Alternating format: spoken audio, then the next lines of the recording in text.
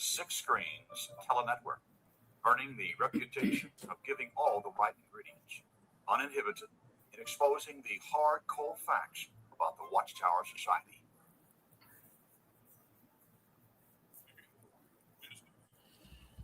Well, it's so good to see so many people coming into the Six Screens. Boy, I'll tell you, our computer screens are blowing up here tonight, and we're going to have a lot of people coming through. We're going to have a great crowd of witnesses, ex-witnesses, I should say, coming into the program tonight. Well, my name's Rick Farron. I'm here at the Six Screens control panel up in Massachusetts. This is where we channel all the calls coming through.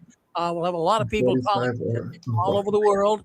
So we're looking forward to tonight's program. We got Dan and Angela Clark. Dan and Angie, you on there with us? Hit *6 on your telephone, Pat.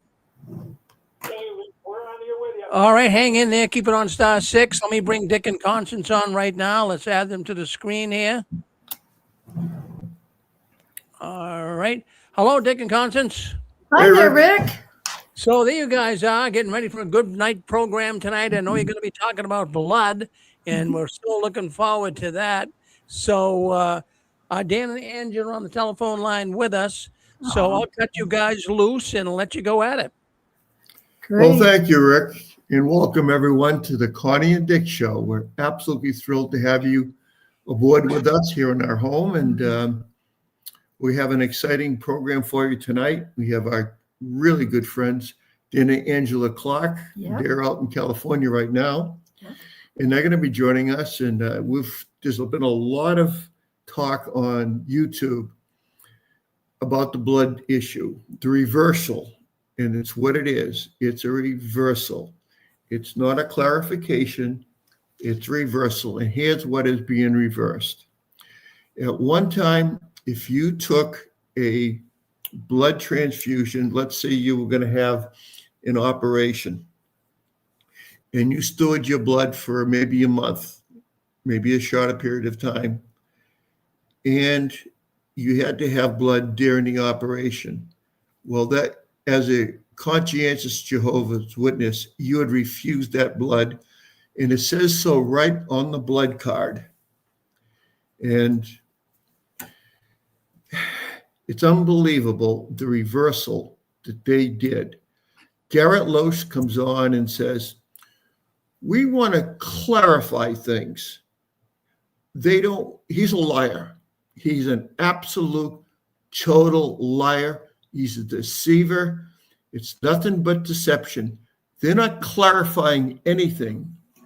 They are reversing something called transfusion. They are reversing it. And they're saying, well, you can take a transfusion if you're using your blood. We just want to clarify it. There have been many, many Jehovah's Witnesses that have died because they weren't able to store a unit of blood. That's an absolute fact. Mm-hmm. You have to ask yourself, if this is so important to Jehovah God, that why didn't C.T. Russell pick up on it when he was in charge? It's only when Rutherford came around in 1945 that he said, well, I got to be different. My people have to be different. So we're going to take an old dietary law that was in the Mosaic law, which Jesus nailed to the cross, not torture stake, but the cross. So it's null and void now. It doesn't exist. The bleeding the animals out, or the bird, or whatever it was that was killed to eat, that was bled out. That was the old dietary restriction from the Old Testament, which is null and void since Jesus' death on the cross. I think we all know that, but Jehovah's Witnesses, the governing body, they don't teach that. So in 1945, Rutherford comes along and says, no blood transfusions, period. You can't exchange organs. If you wanted a liver from another person or whatever, you couldn't do it. And it's just too bad because a lot of witnesses died. Can I just interject Yeah, something? please. Okay. Bill Bowen, many of you know who he is. He started the group Silence of Lambs. Anyway, on Facebook, he had posted this about 6 days ago, and it was the Advanced Medical Directive release. You can see that. You just go on Facebook under William H. Bowen, Bowen. And this is the Advanced Medical Directive release that JWs would carry, in their card or their In their blood wallet. card, in their wallet.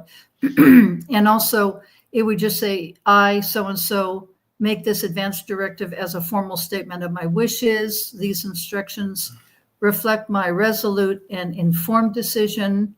But this is the key. I direct that no allogenic blood transfusion, which would be whole blood, red cells, white cells, platelets, or blood plasma, be given to me under any circumstances, even if physicians deem such necessary to preserve my life or health. I will accept non-blood expanders and pharmaceuticals that control hemorrhage and stimulate the production of red blood cells and other non-blood management.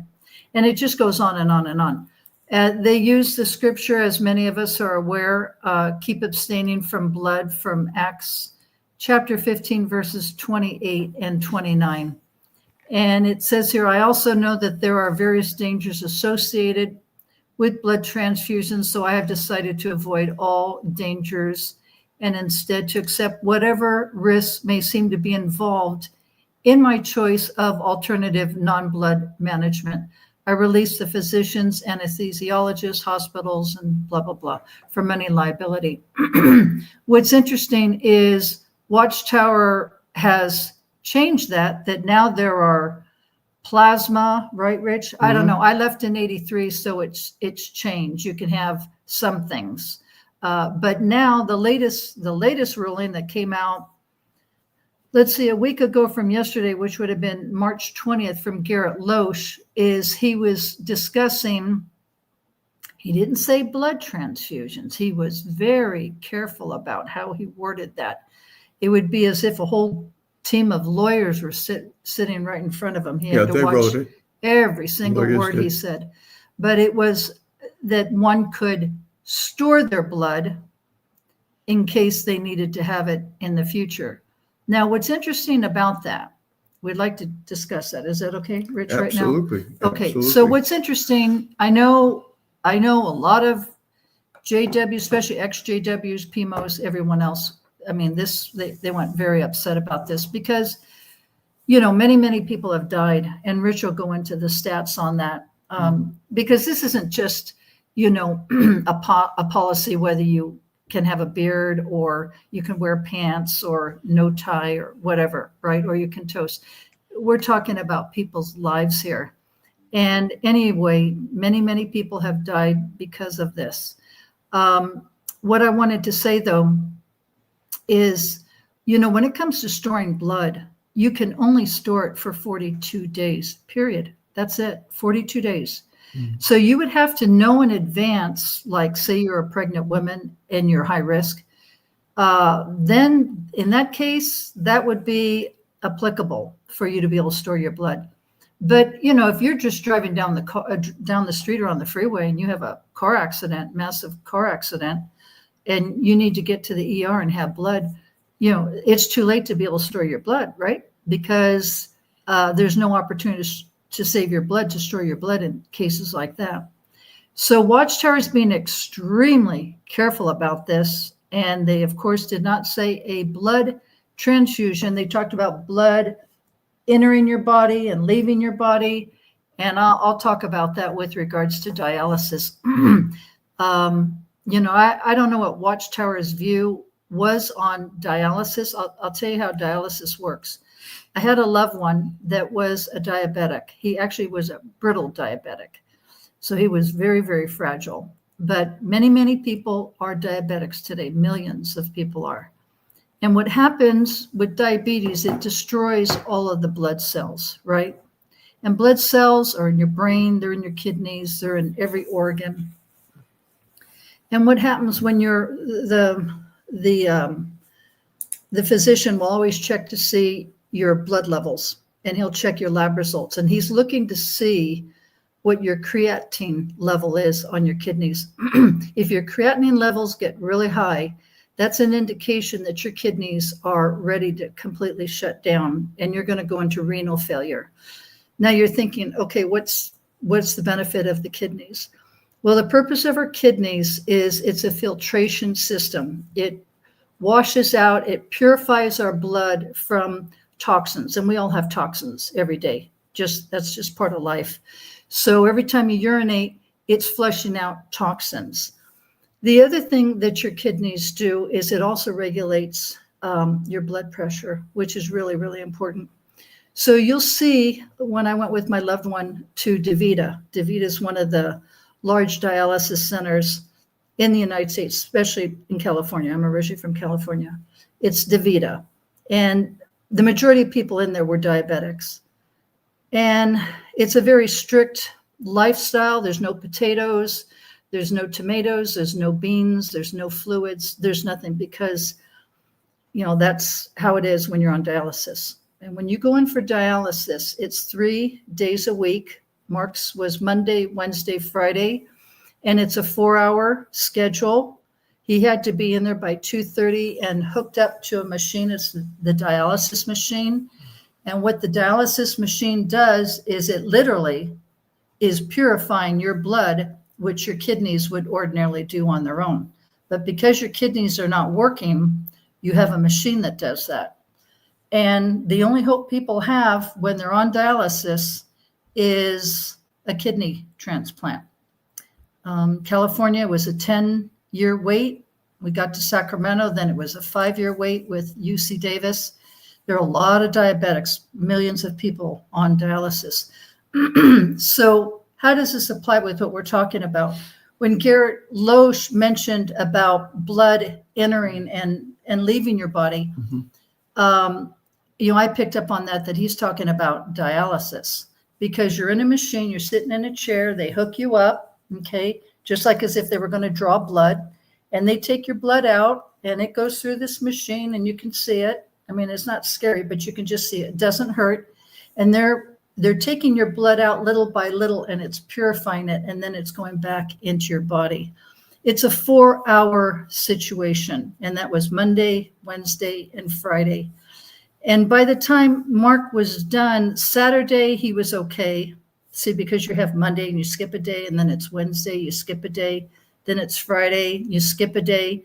Well, by Sunday, the toxins had built up, and your eyes get really, really puffy, and you can see the effects of someone who's on dialysis. So anyway, I think what's happening with this situation with the blood, you can store your own blood. And like I said, he mentioned blood entering and out. I think he was referring also to dialysis. Now, this is just my guess, and it's my guess only. But I don't know if Watchtower is making this change of policy because of what's going on in Norway, because, storing blood is not only for children, teenagers, but also adults as well. And the other thing, too, is it could be that. The other thing is, the other thought I had is, maybe one of the governing body members or their wives is on dialysis or going to be on dialysis, because you definitely know your doctor is definitely going to tell you when you're on dialysis. You don't ever urinate anymore. I mean, your kidneys have totally shut down. So it's a very critical situation, and I just wanted to share that with the audience. Go ahead, Rich. All righty, folks. The Watchtower likes to tell us that if we don't go out and field service and find Jehovah's sheep, then we are blood guilty. And the Watchtower is absolutely famous for putting people on guilt trips. If you don't go to a quick build, why are you staying home watching a basketball game or spending time with your kids? You should be out building kingdom halls, or you should be out knocking on doors. You should be doing other things. I submit to this audience, there's an organization that is extremely blood guilty, and that's the governing body of Jehovah's Witnesses. They know the law. They know it's a dietary thing that went out of being enforced when Jesus died on the cross. The Mosaic Law. The Mosaic Law. Right. They know that. And when Jesus died, he came to fulfill the law. So why would JWs be under the old Mosaic Law when Jesus came to fulfill it? Right? Well, you're right. They wouldn't be. Right. But, you know, I firmly believe that the governing body, every single one of those members, demon inspired. They are liars. They are hypocrites, and they know they are. But they're going to come on the screen and smile and tell you, the governing body loves you. And one of the helpers come on, I forget his name now, but the governing body will never lie. They'll never deceive you. Oh, that was Gary Bro. Gary Bro. He was a CO, circuit overseer. Yeah. Well, that's all they do. Yeah. They lie all the time. They deceive all the time. Well, this policy has been in effect since what, Rich, 1945? 1945, Right. I believe that was Rutherford that brought it on. It could have been Noor, but I think it was Rutherford. 45, World War II. Yeah, Yeah. yeah. And so, you know, they got to cover their fannies, right, because of lawsuits.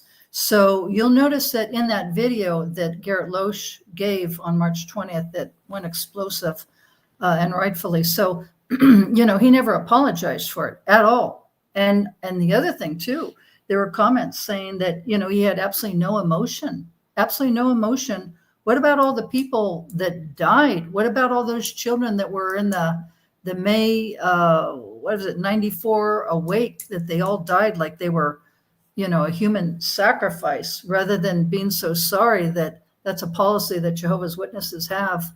You know, it's like they were martyrs, like they were so proud. They never apologize because they don't want the lawsuits, but I don't think that they honestly really care about anyone else. No. I really don't. No, you know, you're right, Connie. It really is a human sacrifice. Oh, sure When it you is. can save a life and you don't save a life, Yeah. that's human sacrifice. And you know what? Maybe someone in the audience can tell us Let me see my notes, Rich. what God was sacrificed to idols. I mean, What no. false god Yeah, what false god? allowed children to be sacrificed to him? Yeah, go in the flames. Star 6, if anyone has the answer to that. Okay, Maybe they're bashful. Okay, I was hoping I'd get a new Do you want me to bring it up? okay, it's Baal, but Well, there's Baal and there's also Moloch. Yeah. And you know, not everyone on here are Jehovah's Witnesses or ex-JWs. So just as a background information, you know, when the Israelites left Egypt and they were going into the promised land, which was the land of milk and honey, that's where all the Canaanites were. And the Canaanites, they didn't worship Yahweh. Okay, they didn't worship the God of Abraham, Isaac, and Jacob. Instead, they had all their false gods. One of them was Moloch, Moloch. The name is also spelled Molech. So it's Moloch or Molech, and it was a worship. And what happened is that God had said to the Israelites, when you occupy the land of Canaan, which is the promised land, do not participate in any of the ceremonies or practices of the false gods. Well, what ended up happening is they didn't do that. Okay. They didn't do that. What happened is that when they took possession of the land, they did not annihilate the nations that occupied Canaan.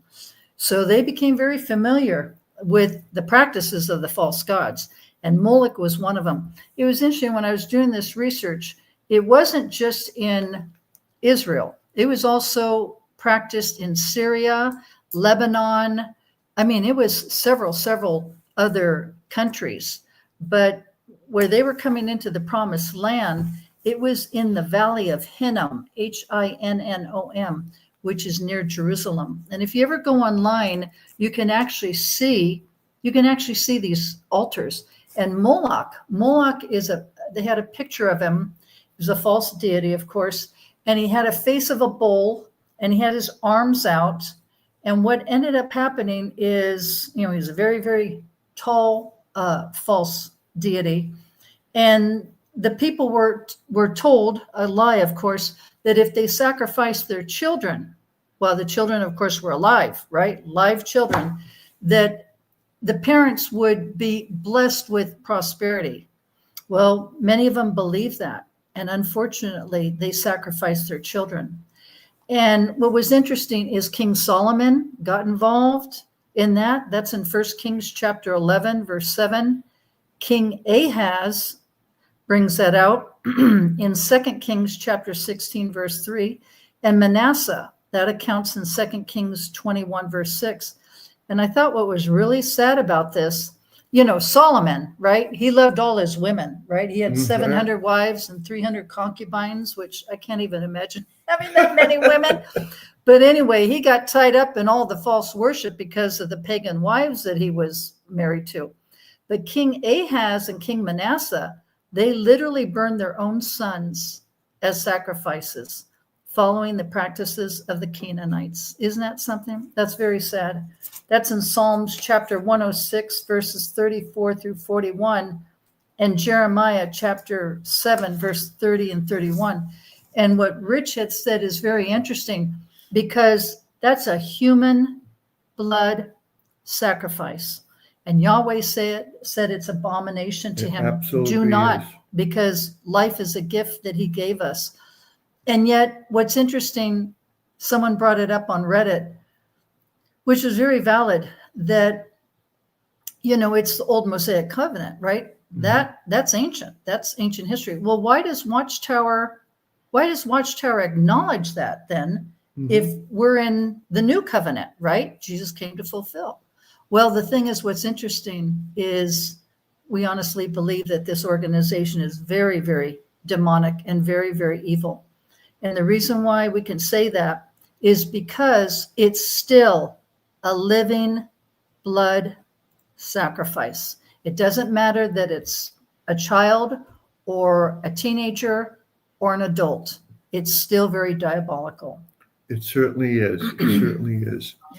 I would ask the audience right now to hit *6. I'm looking for a caller that's never called into Six Screens before. And I'm looking for the name of a place in South America where 914 people drank the Kool-Aid. I'm looking for the name of the person that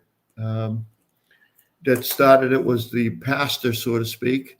And then I'm looking for the name of the town in South America. *6. Where was a mass suicide? Mass suicide. In one day. In one day. Somebody out there know what I'm talking about? Back in the 90s, I believe. Let's see. I'm trying to think. Well, I'm from California. Many of them were in California. Do you want me to say? Yeah, go ahead. It was the Jonestown massacre out in Guyana. People belonged to that cult, and they were forced to drink the Kool-Aid.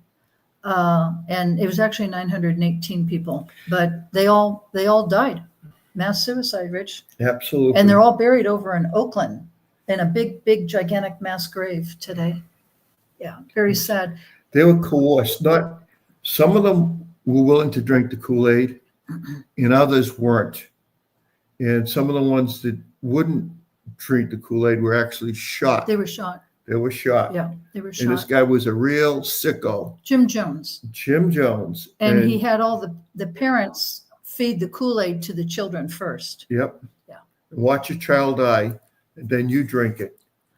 What's interesting is, and then we want Dan and Angela, of course, to come on.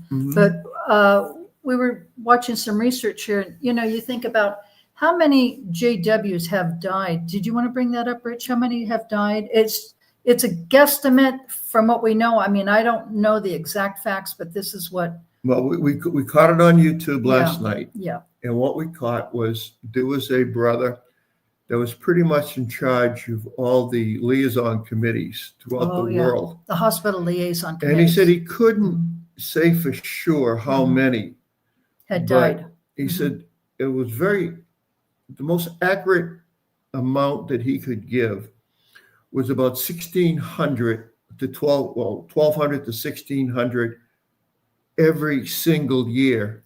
And that has been since 1961 when they formed these liaison committees.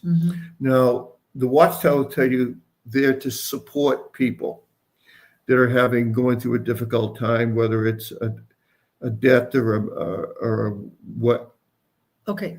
So if you say from 1961 till now, 2026, that's 65 years, right? That's right. Okay. So if you said 1,200 died, JWs died. That from the would be blood. 78,000 people. died. Okay. So far. Now, Jonestown,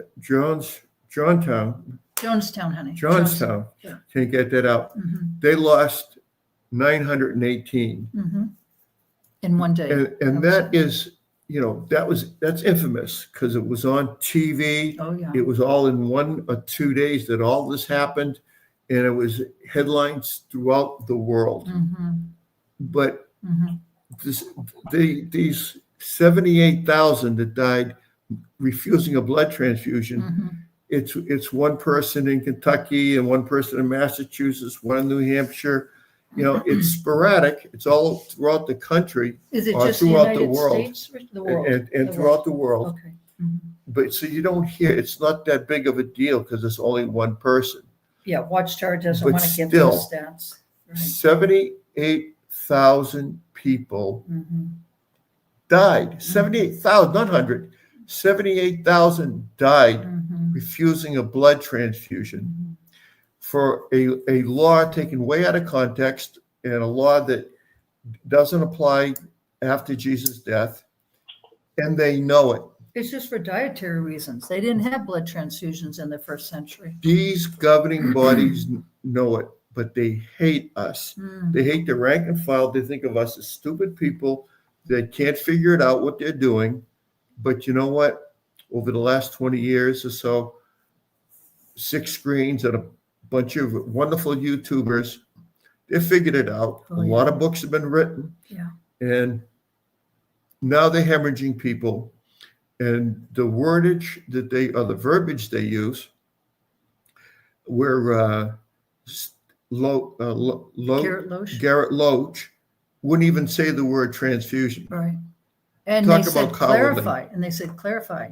Yeah, I need to clarify. Well, That's you know what they said. It's not a clarification. It's a 180. Well, they're playing with people's lives, Rich. That's the thing that's so very dangerous about this. And a lot of people are very, very upset. Okay, so do we want to bring in Dan and Angela? Yeah, right if now? they're out there with Yeah, we'd love to hear what you guys have to say, Dan and Angela. How you guys hear me? Good. Yeah, speak up a little louder, dear. Okay, let me turn it up. Can you hear me good? I'm having a hard time hearing you. Rick may need to turn us up a little bit. I got my phone all the way up. Okay. Okay, Rick, are you there? Yeah, go ahead. I'll try to bring him up. I'll try to bring him up a little louder. Okay, we're here, Rick. Okay, good. No. Better. Yeah. Got me out here? Yeah, it's great. Good. I wanted to say, guys, you guys are doing a great show. I'm glad you're bringing up the Jim Jones. I think that's a really good point to bring up because, a lot of people on the sidelines, a lot of witnesses say, well, they were just following some man. And why were they following a man? Why didn't they question themselves? Here they were doing all this thing, following blindly, just like a lot of the Watchtower people. They're following blindly men in Brooklyn, New York, who they've never met most of them. Right. And they're making these laws. And I want to bring this out, guys. Like you guys just said, 78,000 died, and the Jehovah's Witnesses. And they're dying the same way. They're blindly following men. And I heard something a little bit different with Los on there that I thought was interesting, and it was sickening. He said, we prayed to Jehovah, and Jehovah told us. It's like, what do you mean you pray to Jehovah? And Jehovah says, guys, you governing body, it's time to change this law. We need to adjust it a little bit. And I want you to tell them that it's okay now to store their own blood. Now, it's not that everybody that didn't take blood wouldn't have died, or a percentage of them would have died with or without it. Mm-hmm. But the point is, how many of them would have lived if they Right. had the opportunity? Right, Dan. The window. But I got to tell you guys something. Something very, very, very strange happened the other night on Facebook. This was really, really weird. I don't know if I told you guys. Rick said something the other day in the show that was really crucial. He said there's a lot of confusion right now going on in the Jehovah's Witness organization. Yeah. And what's going on? I posted Rick's video the other day on Facebook on my post. And then I posted a picture of Los in the governing body and a little statement underneath that said their adjustment on blood, if they were going to make this, tiny adjustment. A million people, 100,000 people died, but it's just a tiny adjustment. Mm-hmm. It's not 100,000. But anyway, but here's the thing, guys. All of a sudden, people started writing me, and they said, man, why are all these Jehovah's Witnesses writing you? There were 465 comments, and I'll bet you 300 were Jehovah's Witnesses on an apostate channel, on a person that's left, asking questions. Who posted this? Take this down, Dan. Take this down. Nobody's supposed to know about this. Mm. And I went through my comments, and they were all Jehovah's Witnesses, guys. Mm-hmm. All Jehovah's Witnesses. They are looking. There's something going on. There's something big going on. These people are traumatized. There's something happening. They're like, what the hell is going on? Yep. How can you make a change like this? Yeah. And I'll tell you what I did today. I invited the witnesses on. I went on Facebook Live and I said, we're going to be on in 10 minutes. And all you people who commented, please come and join the show. Please, witnesses especially, come to the show. And I said, and if you've got a strong opinion, bring your opinion to the show. Yeah. So it was an open line, but I said, you may want to hear some of the stories of some of the people that have been touched by this, that have maybe lost a person because the attitude of the witnesses goes, well, they'll be imperative. They don't have much respect for life. Right. But Right, Dan. it's a wake-up call. I got to tell you something, guys. Yeah. If this don't wake anybody up, you guys, Jim Jones, finally, if this don't wake them up, Watchtower has the right to change things, every doctrine, everything. If this blood doctrine is the time to question the fact, are Jehovah's Witnesses the truth keepers? Are they the only ones who use? Here's the thing. Jehovah's Witnesses are hooked. And I hope everybody hears this clear as a bell. You got to go back to your baptism. What was the scripture they told you when you became a witness? It was that men may know that God, whose name alone is Jehovah, is the most high of the earth. And you said, who else uses this?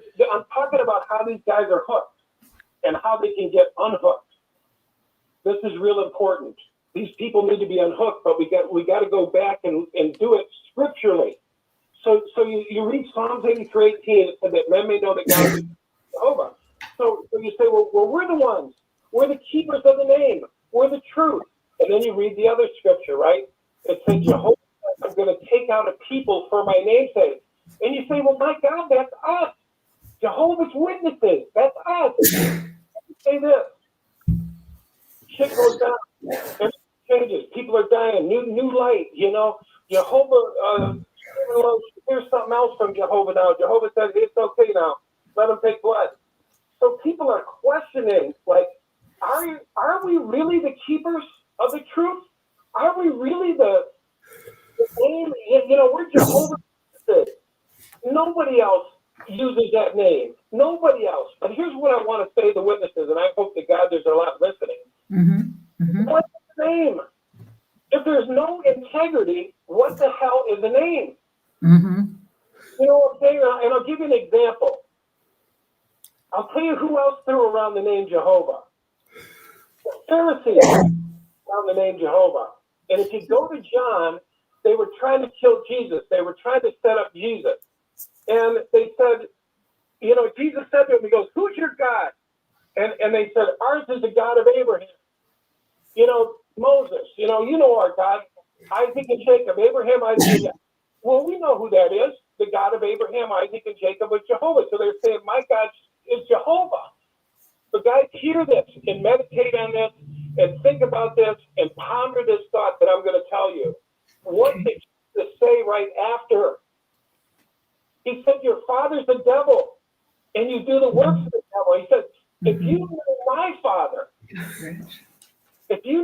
father, you would not be trying to kill me. You would love me. You would love me, not try to kill me. So, question. Are witnesses, are you just hiding behind the name? Are you just hiding behind the name? Well, we're Jehovah's Witnesses, Psalms 83:18. But if that name associated with governing body has no integrity, then I think the same words apply that Jesus said. Your father's a devil. You're doing the works. Jesus even said it another time. He says, what was it, the other scripture? He said this. He said, many will come in my name. So this is Jesus' name. But many will come in my name and say, didn't we do this? Didn't we build kingdom halls? And didn't we go to assembly halls? And didn't we do this? And didn't we do that? And he said, away from me. I never knew you, you workers of lawlessness. So I think, guys, the witnesses, I know this, are at a critical point. They've been locked in mentally. With we're Jehovah's Witnesses, we use the name Jehovah. But that name doesn't really stand for anything. That name, it doesn't mean integrity. A lot of people have died. And are they misrepresenting the name? Are these people that say they're the keepers of the truth? Well, we have the truth. We're Jehovah's Witnesses.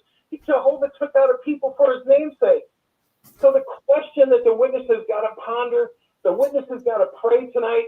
The witnesses right now, Jehovah's Witnesses, have had a tap on the shoulder from Jesus and saying, would you look at this blood doctrine and tell me, is that me or is that men? Did Jehovah say you can take blood?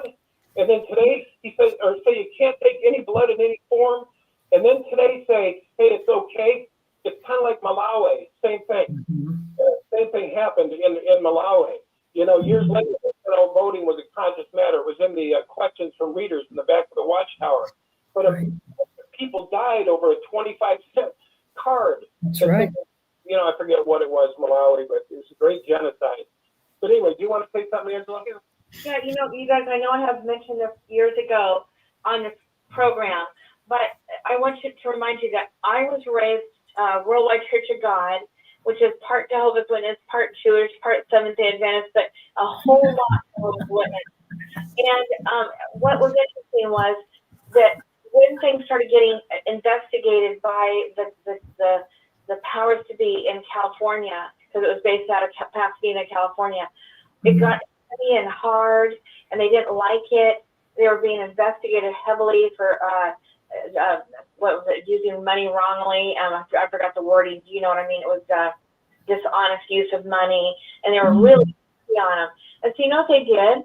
They just said, we're just going to back down slowly and gently, and we're just going to give all these people back to the regular Christianity. And so they changed their name. They made a plan, money to the leadership, so that everybody has the money to start over. Shipped out everybody and said, if you want to follow the way we always have been, then you need to go to this church called the United Church of God. And if you want to just go back into Christianity with us, then we're going to be now called Grace Community Church. And so a lot of money transfer, a lot of hiding of money went on, just so they could get out of the situation. And I feel like, I think I was told this, that they made kind of a deal with the people that were trying to get them in trouble and sue them and doing all that by saying that, okay, people return to Christianity and repent. So they said that they repented, that they discovered that Herbert W. Armstrong was wrong. And so they repented and they went back and did it just the way that the world did it.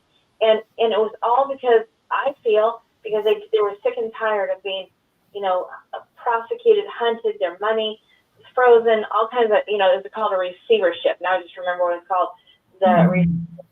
So I just want to say that, look, they did the same thing just like you guys as prophets. Herbert W. Armstrong was a prophet, so he told us, a self-man-made prophet. And everybody was just like, oh my God, if you're a prophet, what the heck? This is supposed to be God has been prophesying through you all these years. And how could, you take away the Sabbath day, everything that was meant to anything. We keep the Sabbath day holy, and nobody else does, just the Jews do, but we keep it, and we're proclaiming the truth by putting out the Plain Truth magazine, the good news, and the World Tomorrow broadcast, and we're spreading the word for God. They call it just God, not Jehovah.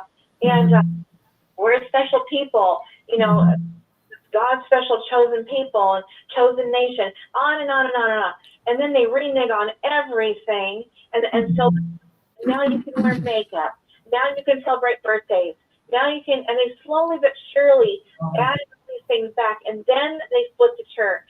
So they slowly let everybody down by giving back freedoms that they'd taken away. And then they slowly just dumped everybody. Well, I shouldn't say slowly. They divided the church in one given day, and like I said, all these pastors got big money and like hush money, So it's history repeating itself. Just saying. Okay. Wow, that's interesting. That's really interesting, Angela. Yeah. I'd just like to interject a thought, if I could. It's really what's going on in the organization. They're becoming a Christian organization. They're splitting off. They're losing old doctrine, old testimony stuff, and they're moving more into the Jesus realm with Christianity. And Angela saw it happen right in front of her eyes in the Worldwide Church of God, and they didn't care. They didn't care. We're going Christian. You know why?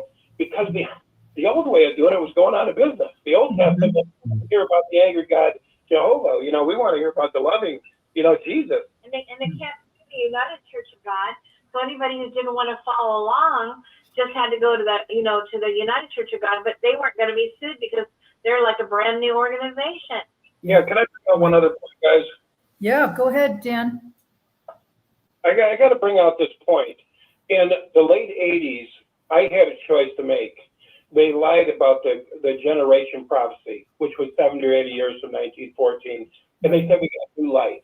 And I said, what do you mean new light? We're preaching the generation prophecy, 70, 80 years from 1914, the end's going to come. And that was in the generation that saw the beginning of pain and distress, food shortages, earthquakes, and all this thing. And then they said 70 or 80 years from there, the end was going to come, the generation, generation, about 80 years.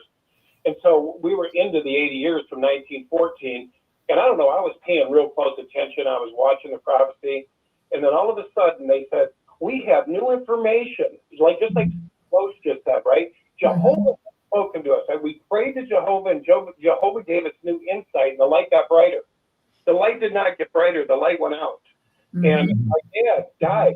My dad died at 75, and he died sad. He died very sad because the light went out. 75, 6,000 years since the world's beginning. The light went out, and he went, what the hell is going on? He let himself be obese. He didn't save any money. He didn't do nothing. My mom died the same way. Jehovah's going to kill me. It's horrible. Wow. Very similar. But here's what happened to me in the salvation. When in the late 80s, I heard, I don't know why, guys, but it read in my mind bullshit. It just said bullshit. I don't know why. Everyone else, it wasn't bullshit, but me, I was looking at my friends. There's something wrong. Take a look at like they said it's going to happen, and now what's this new light? And they're saying the generation prophecy, we don't understand it anymore. All of a sudden, I was having this crisis of conscience, like the 300 and some people that were on my Facebook page. But here's what was different, guys. Yeah. I prayed, and I said, God, open my eyes. There's something wrong here. Yeah. And I said, there's something wrong. That's the most important thing. And what was I going to say about it? Oh, so here's what I had a choice to do, guys. Yeah. I had a choice. It was so like God was tapping me on the shoulder, and saying, "Get the hell out of Babylon the Great. The world of Pharaoh. Get the hell out." We were calling everybody else that. And I thought, where would I go? Everlasting life, where would I go? Jehovah's it, But something said they lied. And you know what, guys? I decided I was going to leave. I said, I'm going to leave. I don't know where I'm going, guys. I don't even know who you are anymore. I thought you were this Jehovah. I thought the world was going to end and all this stuff. I left. Everybody else stayed. And you know what happened? And this is no joke. And I'm sorry to say it, but the people that stayed lost themselves, compartmentalized and split off because the same bell that went off in my stomach.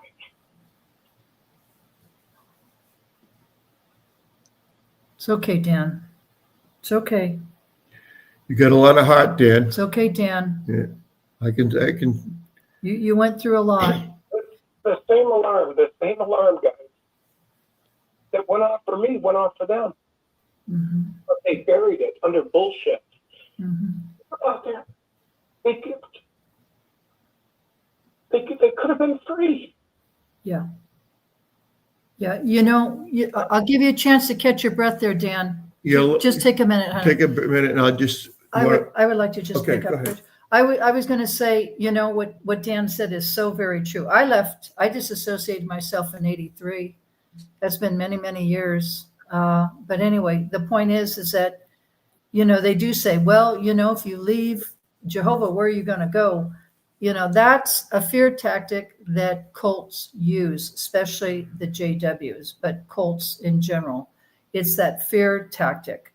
Anyway, but I was going to say is that the people that stayed behind, the people that have stayed in the organization all these years after I have left, I have really felt sorry for them, because I'm telling you, Dan and Angela, there have been so many changes since I left in 83.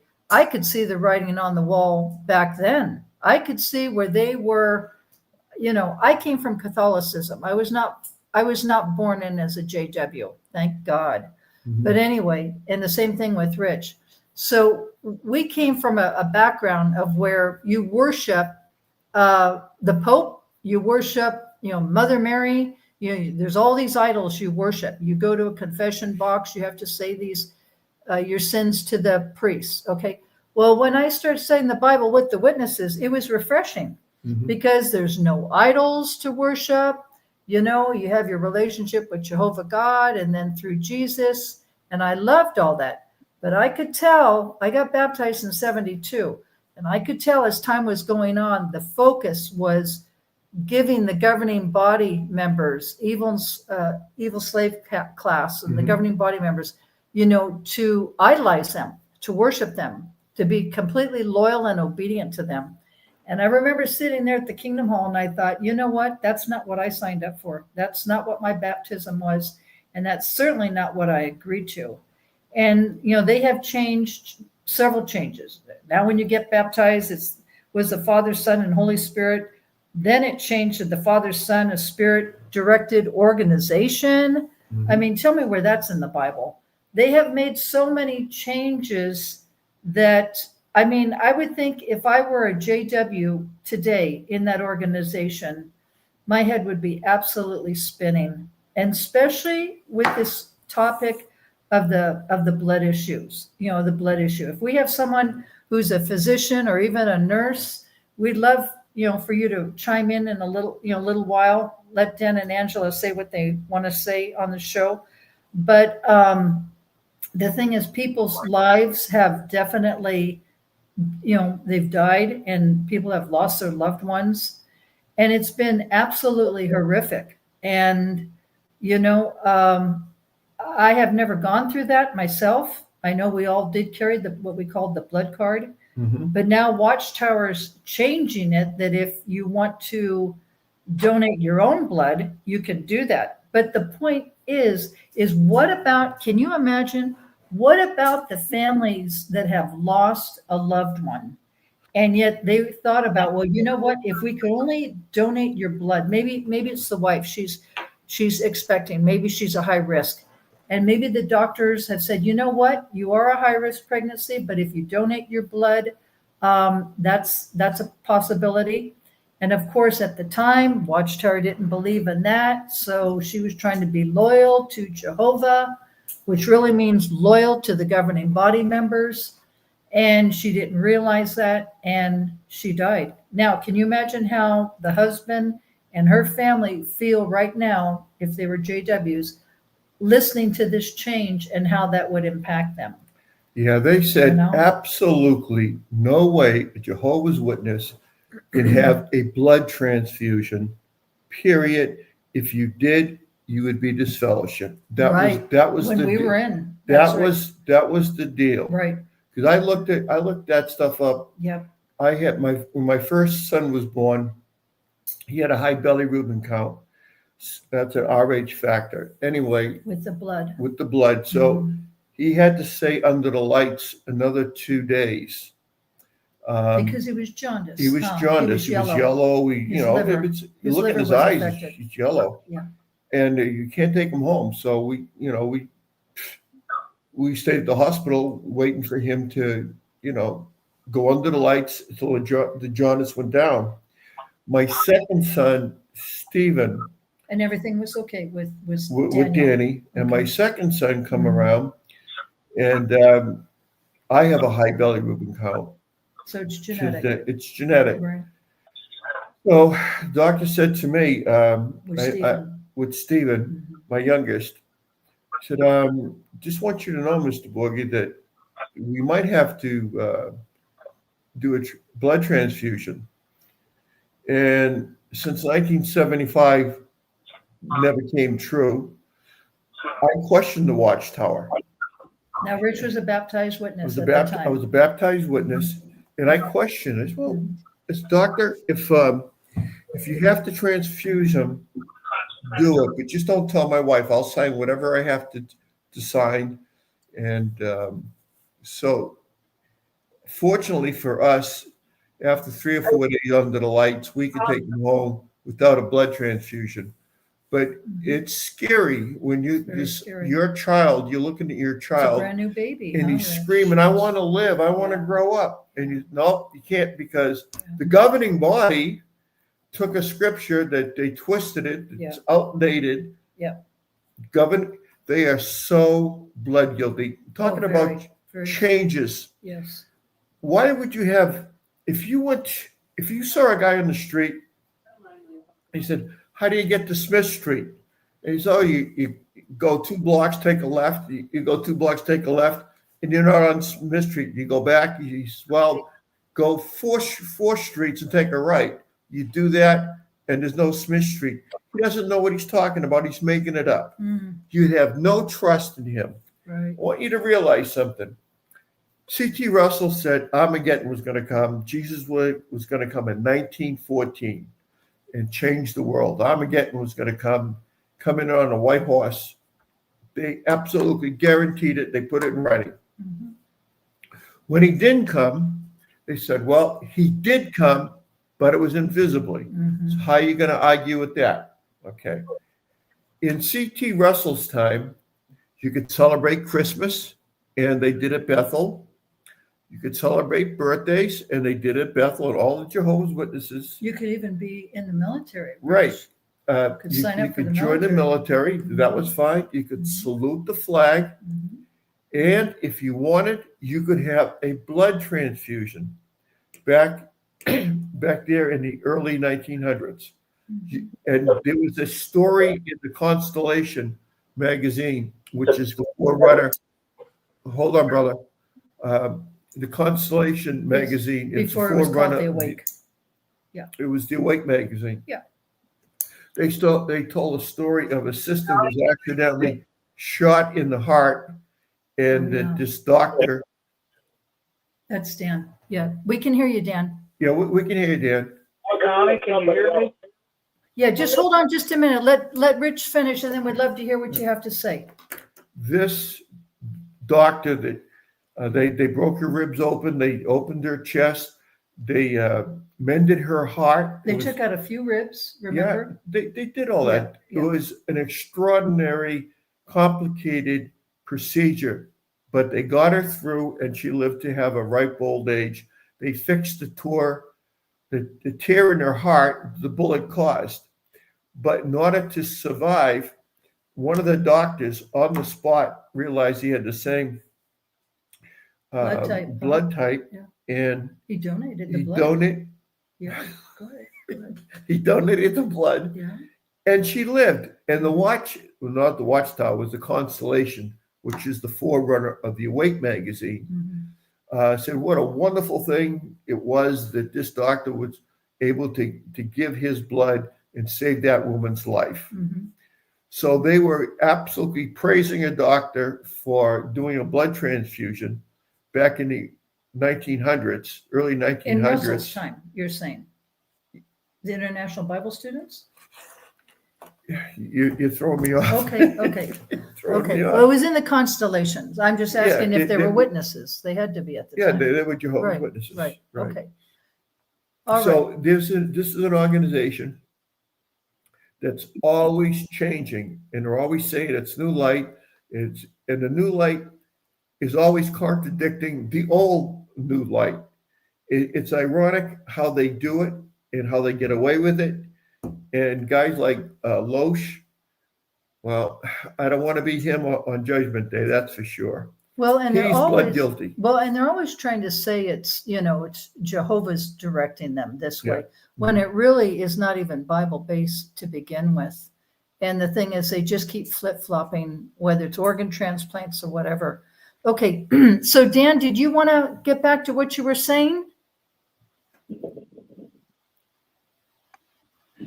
I thought there was maybe a couple other people that wanted to comment, so I was just going to let them comment. Okay, Jerry. Hey, Dan. Yeah, Yes. I have one thing to say because Dan probably has a brilliant paragraph. About 20 years ago, I did a little journalism on this, and I talked to a conservative rabbi in New York City, and I asked him if conservative Jewish people applied kosher biblical law to blood transfusion, and he said no. Mhm. Factor that in. Interesting. I love that thought, Pixie, because, the conservative Jews are, very, very strict. And yet, if they accept blood, then what gives Watchtower the right to say that it's wrong? Because they're Jewish. Okay, they're Jewish. They know the law. They've lived by the law for centuries. It's very interesting. I'm glad you said that. I knew you said that last week too, and I really appreciate that comment, Pixie. Sounds like Sharon's on there. Hey, Sharon. It sure is. How's everybody today? Hey, Sharon, good. How are you? Connie, how you doing? My God, I left a message on your machine before. Anyway, I'm listening to you guys, right? Yes. And from what Rich was reading, okay, from that article from the early 1900s, Yes. sounds like back then, Watchtower was into life. Yes. And happiness and joy. But then as time went on, they were getting into the money. It's like everything all of a sudden went to death. Right. Well, excellent point. And remember, Stephen Lett, I believe it was, said that, babies are enemies of Jehovah, right? So if you don't even respect, the gift of life of a child, then so what? So what if you lose them with the blood transfusion? It didn't matter in the first place. That's how they look at it.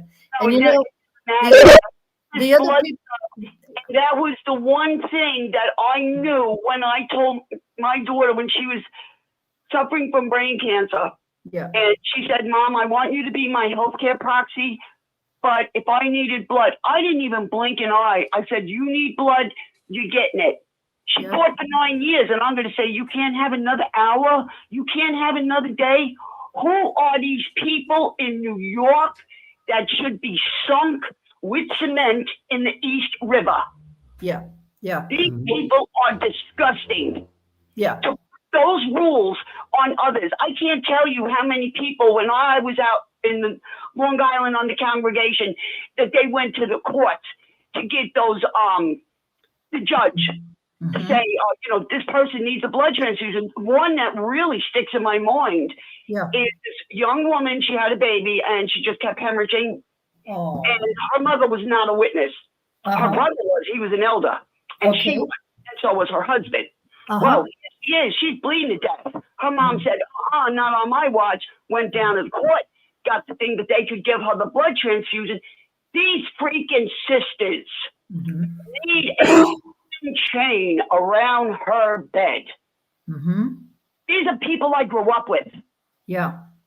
Yep. Now I sit back and, I was not in one of those people doing that because I thought that was crazy. But still, I see these people that are still in it, and now they're going to change this rule. What about all those that passed? Well, that's the point. Everybody lost somebody with this, with the what do you call it? The not only the transfusions, but anything that they needed, blood, hemophiliac, all of that. Right. Everybody gets together in a class action suit and sues them for every single penny they have. Go into the stocks, go into the bonds, because you can't put a price on life, which they have done. Right. So now they can forfeit the money that they have put on those lives. Right. Right. I'm sorry, this just gets to me when I hear this stuff. I know it does, honey. I know it does, Sharon. Well, and the other people who practice, this kind of sadistic human blood sacrifice are Satanists. That's what they do. It's just like Moloch all over again. They do. Every single one. I mean, they get into their sick rituals and they take a baby and they literally kill the baby. The baby's alive. And it's very sadistic. It's a human blood sacrifice. Watchtower is no difference. They try to dress it up. There's somebody in a suit and a tie. It's the same thing. It's a human blood sacrifice. It's very, very diabolical. You know what's chilling, though? How they can sit back and make these rules without ever looking anybody in the eye and knowing who they're affecting. That's right. Because I'm sorry, if it affected them, I think they're getting it done when they need it. I don't think they care. I don't think they have a conscience. They don't. I don't think they have a conscience, sis. I really don't. I don't think they have a conscience. It's all about the money. It's all about the money with Watchtower. It's all about quick bills. It's all about the money. Is Dan and Angela there? Yep, We're here. we're here. Hi, Dan. This is Donald from Texas. I've heard some of your videos on YouTube. I'm a legally blind individual. That's why I said I heard some of your videos. I gotcha. This whole blood doctrine thing is, I always tell Rick and everybody else on this show that I believe that the Watchtower organization is Satan's excrement. That's what it is. It's Satan's excrement. Because now, this whole blood thing is totally evil. I mean, what they're doing, they've killed thousands and thousands of people. I call the organization a slow Jonestown because, like Jonestown, people are dying for this religion. And this religion is not run by God. They are not getting information from God at all because Jehovah doesn't talk like that. He doesn't say, well, I'm going to pass a law now, but then in the next few years or so, I'm going to change it. All this new light garbage that they get is just garbage, is what it is. And they do it. It's all because of money. If you look at the whole thing, the whole cotton picking thing has to do with two things. And the worship of the governing body. It's all right down to worship. Good point. Of those, Good point. Amen. Those men are their God. That is their God. Because if you ever, now I have never been a witness. I did study with them briefly in the early 90s, but I got out real quick because I found out how controlling they were. But I've heard quite a number of disfellowshipping committee meetings. And one of the questions they always ask, I don't know if I'm wording it right, but usually towards the end they'll ask you, do you believe that the governing body is being led by Jehovah or whatever it is they ask? If I were in one of those meetings, I would have said, sirs, you are asking the wrong question. because they should ask, do you still believe in Jehovah? No, they don't ask that. They ask, do you trust the governing body? Yeah. So obviously, their God is the governing body, and the governing body knows it. They know they're being worshipped. They're fully aware of it. That's why they're on those. That's why they're on videos now. They want to be seen. They want to be worshipped. They want to be praised. They want to think they want people to think that they're the leaders and that they have control over everything. And if you're a witness and you grew up in that religion, yeah, your life is controlled from birth to grave, because they tell you who you can see, who you can't see, what you can and cannot read, what you can and cannot watch, where you can and cannot go, what people you can associate with outside the organization, which ones you can't. They take you away from your family. They take your life from you because they don't let you have blood transfusions. All of this is just evil. It's just pure, unadulterated evil. Well, Comment. I concur with you 100% on that. Any organization that hides pedophiles and does it in a horrible way that they do it is an evil organization. I can't think of anything more sick than pedophilia. With the 2-witness rule. Yeah, they're always. They won't give up their database. They have a lot to hide. Yeah. Yeah. They won't. Guys, we have a right to come out from submission. I want to say this to the Jehovah's Witnesses that are on the line. You've got a right now to come out from submission, because the way it's set up is governing body, is the head, and it goes down to the people, who are really what they've said all along are slaves, the slave class. And so the people are the slave class, and it's time to come out from slavery, because the only one who put you into slavery was yourself. And I understand it was based on scripture that God's name is Jehovah, and he's taken out of people for his name's sake. And you think that represents truth. That does not represent truth. The governing body, if you will, if you like that name Jehovah, and that's God's name to you, then the governing body has hijacked that name for its purposes. And I want to say this to the witnesses to pray about tonight and to think about. The name's hijacked. Jesus said it could be hijacked. Many will come in my name and blah, blah, blah. And he'll say, get away from me, workers of lawlessness. To have somebody killed for a wrong doctrine, for an adjustment on doctrine that could have saved maybe 2/3 or half of those people by allowing them to store their blood. Because a lot of times when you're bleeding out, you can store that blood that's bleeding out of you. And you might have a quart, you might have whatever, but that could be stored, and then you could put it right back into you. So we don't know how many lives will be saved. But the fact of the matter is, when Los said, we prayed to Jehovah, and Jehovah's, this is, I don't want to use any bad language, but guys, that's really bad. We heard from Jehovah, and now we're going to change.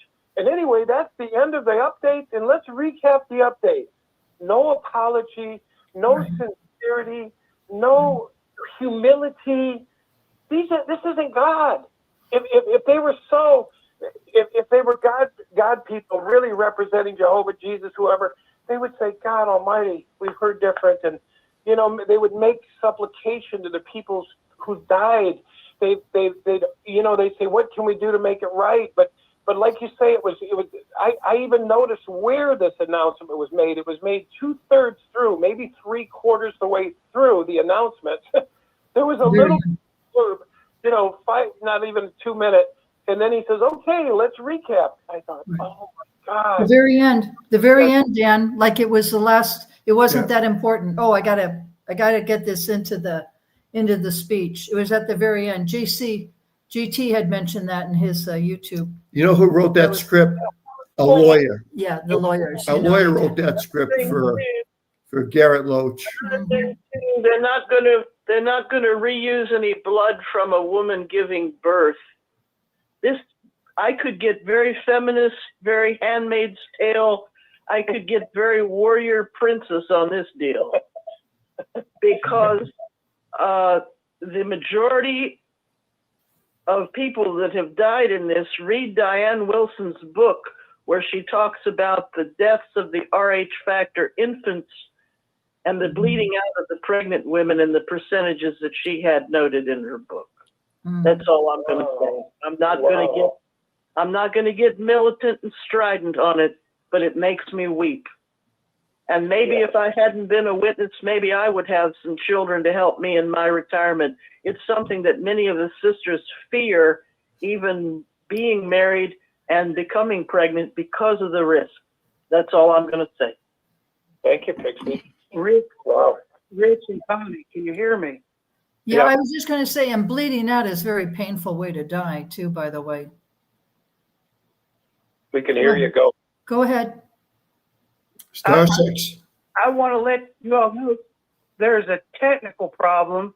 I don't know if anybody's caught it yet, but on YouTube, the phone number to call in, the area code is incorrect. It's changed. I tried to call it, said unavailable. Yes. Okay, dear, it's 727, 731, 6701. He has 712. It's 727. Think of a jet, 727. And then 731, 6701. Okay, very good. Thank you for bringing that to our attention. We'll tell Rick. You're welcome.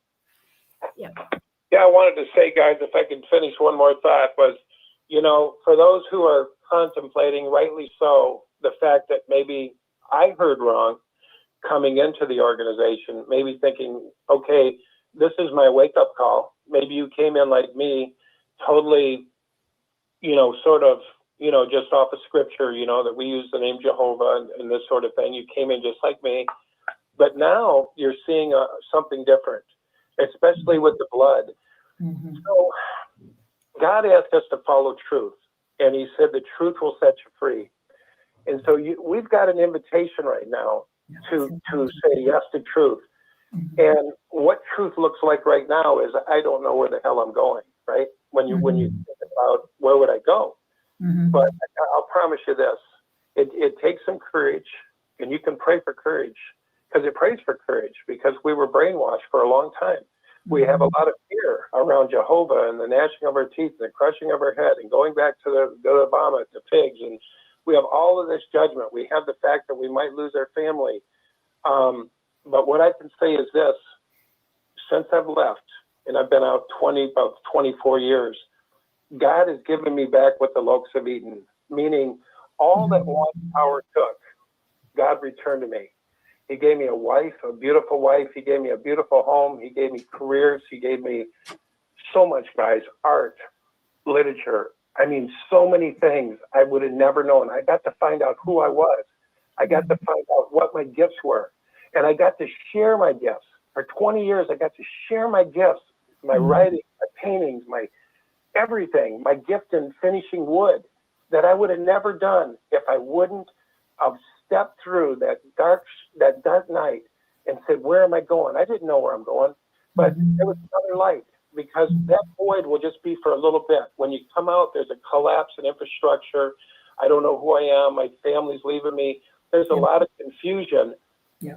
But if you're in prayer, humbly ask God, you know, guide my way to some light. And I promise you, love will find you.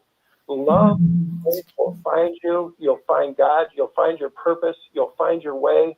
You want to say something, Angela? Angela wants to say something. Yeah, just the fact that, you know, I left a cult, and as many of you know, there's such a thing as cult hopping. And it's only because we were used to following orders, and you weren't allowed to think for yourself, because if you do, you will be punished and you will be kicked out of the church, right? That's how we said it in our church. And nobody wants that. They want to have a family. They want to be in the tribe. We're naturally that way. But it's real. It's just really, really important, I think, to just know that, you know, that they're going to try to tell you that you made a big fat mistake if you choose to leave, and you're going to be tempted to say, you know, I don't want to cause trouble. I don't want to lose my family, and so I'm just going to shut down my voice, and I'm going to not stand for the truth and for God, and we're going to want to blame it on God even. And I guess that was my important part right here is it was tempting to say, you know, why would God do that to me? And, you know, now I've lost my family, now I'm alone, now I'm this, now I'm that. But the truth is God didn't do that. the men did that because imperfect men, but it's a little bit more than that. It's really men who know somewhat of what they're doing at least, and it's wrong, and we have to stand up for truth, for what's wrong, and say no, even when it hurts, guys. And I'm telling you, like Dan said, if you just do that and you don't throw God under the bus, you know, you stand up for God, you stand up for what you believe, you stand up for your voice that God gave you to speak your truth, because so many of us lost our voices. That's what happened to me. I lost my voice. What is that? It means I abandoned myself and what I knew to be in my soul, my heart, whatever you want to call it, the depth of the who you are. You knew that was wrong, but you abandoned yourself, you abandoned God, you abandoned the truth because you didn't want trouble. And it's a test. And you got to stand up for truth, for righteousness, for God, for Christ. You got to stand up for what you know in your heart and your soul is wrong and what is true.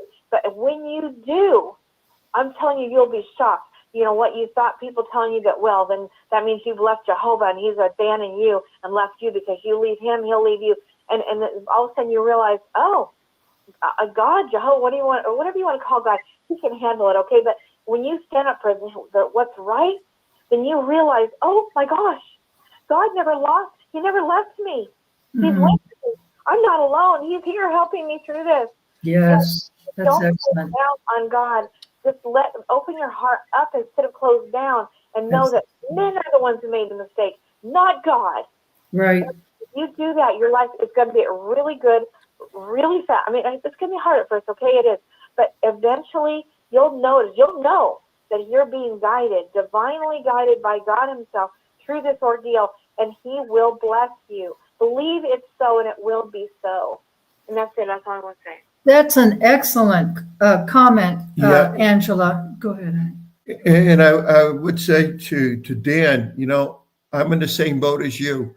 I lost a lot, 20 years, 30 years of my life, house, woman, wife, children. But God has, since I started with 6 Screens, I have been so blessed. I live in a beautiful home. I have a beautiful wife. I drive nice cars. Not the materialistic things is everything, but our Heavenly Father, if you're going to be doing the right thing and you're going to be standing up, you're going to be blessed. And I've been so blessed. And I'll be eternally grateful to our Heavenly Father for that, and to Rick Farron, who spent a lot of his personal time with me back in 20 something years ago. So, you can be blessed, or will be blessed. Well, and I was going to say, Angela, with regards to your comment, people need to, when you're sitting there in the Kingdom Hall or the assemblies, your mind says one thing, but then your heart says something differently.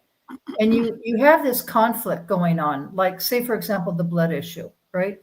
And it's like Watchtower is saying that, this is what Jehovah wants. He wants us to be obedient to him and not take blood, because to abstain from blood.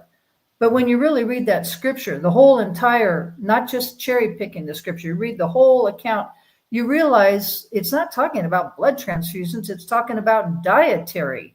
Okay. When you have an animal, you make sure the animal is strangled properly, before eating it. That has nothing to do with blood transfusions. So the point I'm trying to make is, when I was sitting there in the Kingdom Hall, it took me a long time to leave.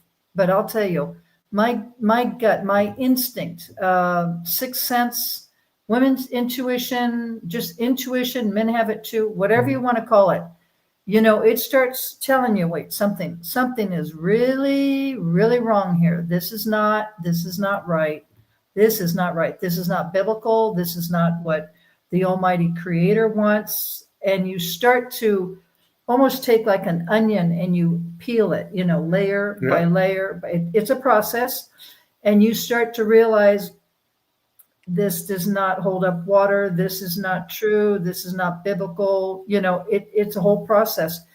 And the point I'd like to make is what Angela said. You have to go with your gut. Your gut will tell you. It's like, for example, if you're somewhere, doesn't matter. Say you're a woman, you can be a guy, whatever, but just say as a woman, you know, you leave the mall and you're walking to your car and you've got your hands full and you've got this feeling that somebody's watching you, right? Now, you don't know, but you just sort of pick up, it's like a radar. Something's wrong. Somebody's watching me.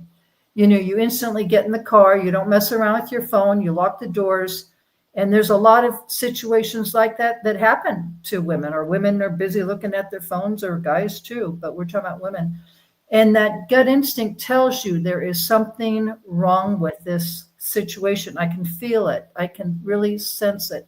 Well, the same thing is true with the JWs. You're sitting there and you're just saying to yourself, this is not right. This blood issue, this is not right. How many more people have to die unnecessarily? So I would like to just say people need to really, really pay attention to what your gut, what your instinct is telling you, because 99% of the time, 99% of the time, you are absolutely right. Go ahead, honey. Yeah, Connie, you know what's interesting is I noticed this early on when I met Dan, and that the witnesses say this. They said, the heart is treacherous and desperate. Who can know it? And what they mean by that is don't trust your heart. It's treacherous and desperate and evil, and who can know it? And I'm like, whoa. I remember on this program years ago, I showed you what the real meaning was behind that, and they changed that. And that is not true, and that's not what it meant. And so we are to follow our heart, and they try to twist that so that when you figure things out, you'll say to yourself, oh, don't trust your heart. It's treacherous and desperate. Who can know it? But Right. that is not the meaning. Exactly. Okay? So if you go and study that, you'll find out what I mean. Because now I've forgotten what I learned. But it's important. Well, you know, Angela, that's a great point. And they cherry pick. They cherry pick the scriptures to be able to, you know, for what they want to teach. The Bible also says, this, what was it? Out of the abundance of the heart, the mouth speaks, and the sources of life come from your heart. So, you know, you have to decipher what is really God's word and what is Watchtower's propaganda. That's what you have to decipher. I got a thought I just want to throw out. Bug on a leaf. If you have a little bug and the little bug is on a leaf all the way up to the crown of creation of human beings, that bug on that leaf, if that bug feels threatened, he goes away from. If he feels safe, he goes toward. In the hospital rooms, when my mother was in the hospital, they were around her like a gang. Just as Sharon noted, the sisters made a chain. They are coercing people against their best interest to live. Oh, yeah. Yes. That's right. Wow. Ooh. You know, because there can be people there, you know, Pixie, that really want to have a blood transfusion. For my mother, and she lived years after that, and she wanted to live. She didn't, but they were around her bedside like gangsters. And making you sign the blood card. Yep. Even though it's against your will, they make you do that. It's coercion. After the blood card in the hospital room, he was pushing paperwork and a pen in my face. Yeah. Wow. That's And coercion. I had only power of attorney for her because of her advanced age. And I went to the nurse's station and said, please get me a meeting with anesthesiology or someone on the med team for tomorrow's surgery. And please get those people out of there. And she says, we will work with you for her to live. Yeah. You know, I'm glad you brought That's that an up. excellent point. Those Pixie. liaison committees, right? They get 2 or 3 elders and maybe a bunch of sisters all come in there, and they're like buzzards. They're hanging around, you know, the bed, and they are using coercion. Yeah. You know, so your options are take the blood, live, but you lose all your family, all your friends, maybe your job. You lose everything because you wanted to live. All right. This is coercion. And for the PMOs out there that'll listen to this program, maybe you want to stay in, maybe you keep in a blood card, get rid of that blood card. Yeah, and go to the hospital and say, look, I want blood if the emergency arises. I'll take the blood. Get that off because you might come in unconscious in a car accident, something like that. So get that out there. And these liaison committees, that hospital room, you're paying for it one way or the other through your insurance or whatever. Yeah, definitely. They don't have a right to be there. They don't. Jehovah didn't give them the right. The governing body probably did. So you go in there and you tell the doctors this, or you make sure that sister doesn't take the blood. You make sure. Again, that's coercion. Yeah. But they don't have a right to be there. I tell you, if I was a JW, and I'm glad I'm not, and my wife was in a hospital, maybe she had a car accident or she hemorrhaging or whatever, and in comes the liaison committee. I say, hey, brothers, I want privacy with my wife. I know what you're here for. Thank you, but go home. Okay? I wouldn't let them hang around because they'll do that. They'll just hang around and coerce and 978. Go ahead, Em. I hope Joe says something. Joe. 978, go ahead. Star 6. Hi. Hi. I wanted to mention that oftentimes when you end up in the hospital, it's an accident. You're unconscious or things aren't going well for you. Right. So I was disfellowshipped because when I was taken into the hospital, I was already unconscious. And you can't give out your blood cards when you're unconscious. There's a lot of car accidents and accidents that happen to people. Yeah. And I'm really glad that they at least allowed a small pittance of things for people to do to take blood.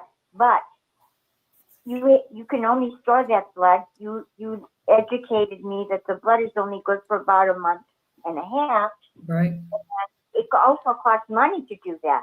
So if you are unfortunately a poor Jehovah's Witness, how do you store that blood? And if it's an emergency and you're unconscious, how do you even use the blood you've stored? So it's wonderful that this is being allowed and that maybe the brothers want to do this, but I don't see the extreme benefit for most of the brothers. Mm-hmm. Hello. Go ahead, Hello. sister. Constance. Yes, go ahead, please. Called in quite some time. I'm Yes, calling go from Canada. Canada, hi. I would just like to remind everybody that Garrett Los, who said that they're still roaming about, and everybody, God, or their God, and Jesus trusts the government muted without any scripture, or and they disclosed in the recent blah blah blah that we are not under Mosaic law. Right. So why are we talking really about blood when it was about animals and how to respect life? Mm-hmm. We had to respect animals' life by pouring out the blood and covering it. What the Jewish people do is they bury their loved one in a casket with the blood. And if they died in a special circumstances where it was, heinous, like in a motor vehicle accident or something like that, collision, let's say, they have to rescue or accumulate all the blood splatter, and that goes with the body in the casket or in the burial plot. Now, another thing is, I remember years and years ago, I mean, I'm 60 now, and I was a kid and I was not allowed to have hot dog day and pizza day because blood in the meat, blah, blah, blah. seem to have changed to transfusion. Now, we were always told we were not under the Mosaic law. Always, always, always. We always knew it. Right. Now, Garrett Los comes up with some light bulb moment and says we're not under the Mosaic law. It doesn't. It's irrelevant to Christians. And then still blah blah blah about what they can do with the blood. Right. No, he said we're not under the law. Right. So it's up to our conscience if we want to take our parents' blood or our child's blood, or we want to give to our child, something like that. They have no authority to say it because we're not under the Mosaic law. So they can't make any conditions whatsoever, altogether, completely. Nothing. There is no conversation. There is no conversation. It's not applicable to Christians. Now, if they are a form of Christianity, like they wrote, then of course, if they're part Jewish and part Christian, they want to do that, but they don't say it out loud. Right. Now, they want to blah, blah, blah about the conditions. It's irrelevant. Irrelevant. If you're a Christian, it does not apply, right? Right. And I also wanted to bring up a point that the governing body must repent. They must get gone immediately. And, about the millstone necklace that Jesus spoke about. Right. For the people who were trusting in him. Yeah. No. And not the governing body. Exactly. So tie one of a rope and a millstone around each one of them, and carry out. But in a figurative way. I'm not advocating violence. But Jesus wasn't a violent person. But anybody that takes and stumbles somebody, all these people were stumbled. All these people were stumbled and they died. Great point. It's a great point. And I also want to bring up the point about my brother. My brother was late brother, 5 years younger than me. Okay. My older sister is 11 months older than me, and I'm getting to the point here. Now, I'm in between the two of them. But my brother has passed away. He didn't live until he was 28. He died when he was 27. Now, he was scared to the dickens, scared terribly about Armageddon. And in the course of his life, he realized that he had a bad heart. Now, he was going to the doctors, and he didn't, share this much with us. In fact, I didn't even know that he had a bad heart until not too long before he passed away. But my point is, children that sit and listen to the talks week after week, several times a week, and blah, blah, blah, Armageddon, and blah, blah, blah, no blood. And, the zealot families who couldn't object because they couldn't say, we're not under the Mosaic law. Why do we have to even talk about this? So he understood Armageddon was coming right around the corner, like, they always said. And I know that he relinquished his life so he could get into the new system to see his family. So he didn't want to go through all of the, drama of the fits of his parents and etc. We thank you, sister, for calling. He's gone. And my older sister had a heart operation, same problem that my brother had, apparently. Now, she's the poster child for the no blood doctrine. All right. She had a heart surgery, and she survived. Now, is she better than my brother? Was she better than my brother? Now, we have a circumstance where my parents are aged, and there will be a small inheritance, not huge, but there's property involved. And my two older sisters are in the society clutches, psychologically, very strong. And there's two of us, myself and my younger sister, who are not. So Watchtower can manipulate and see if they can get some funds out of this whole deal. I looked on the internet and I put in the words Watchtower Bible and Tract Society, no blood doctrine, family conflict doctrine for Jehovah's Witnesses to receive unjust gain. Put that in there. See what you come up with. And artificial intelligence will prove that it is to the advantage of Watchtower to have conflict between the children when it comes to family inheritance, and that the Watchtower family, obedient family members, will try to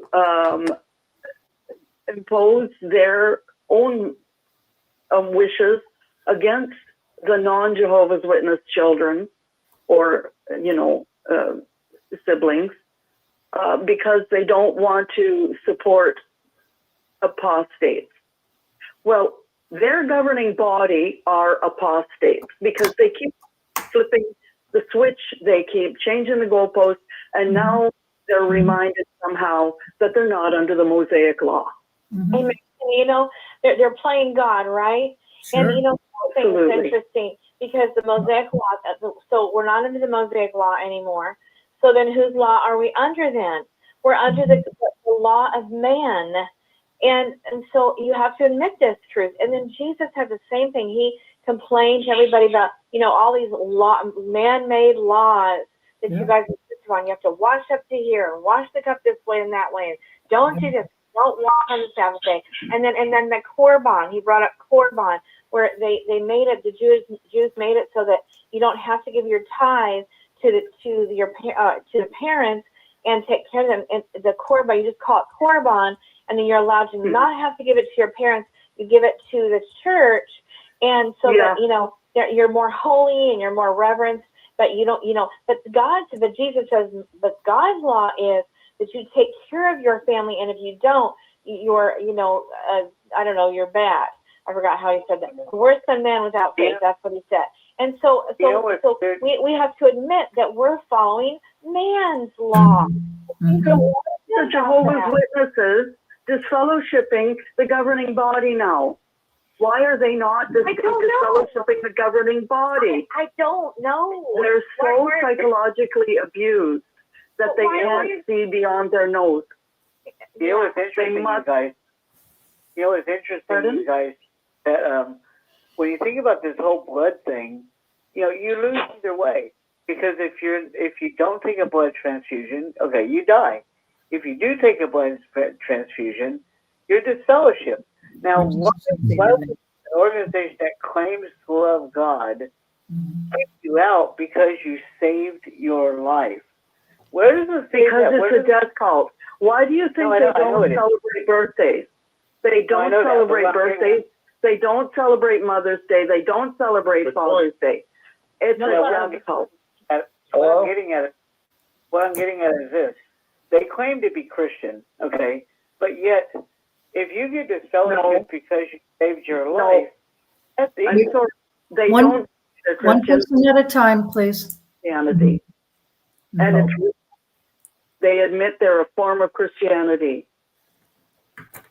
But if you talk to any Jehovah's Witnesses, they'll say, "Oh yeah, we're Christian." But the cunning, deceptive governing bodies say that they're a form of Christianity. Well, they're not, because they think Jesus is like the archangel. That's the farthest thing from the truth of what the Bible teaches. And they're focusing everybody on Jehovah and not Jesus. Whatever you want to call it, should be going off really loud right now. And I want to tell you guys. It is. And you know what my older sister said to my younger sister, who is not in it anymore? She said, "Well, there's the hope. There's always the hope." Well, why did my sister have an operation then if there's always the hope? Why didn't she just relinquish her life too? That's She's right. better? She's better than my brother? She's better than me?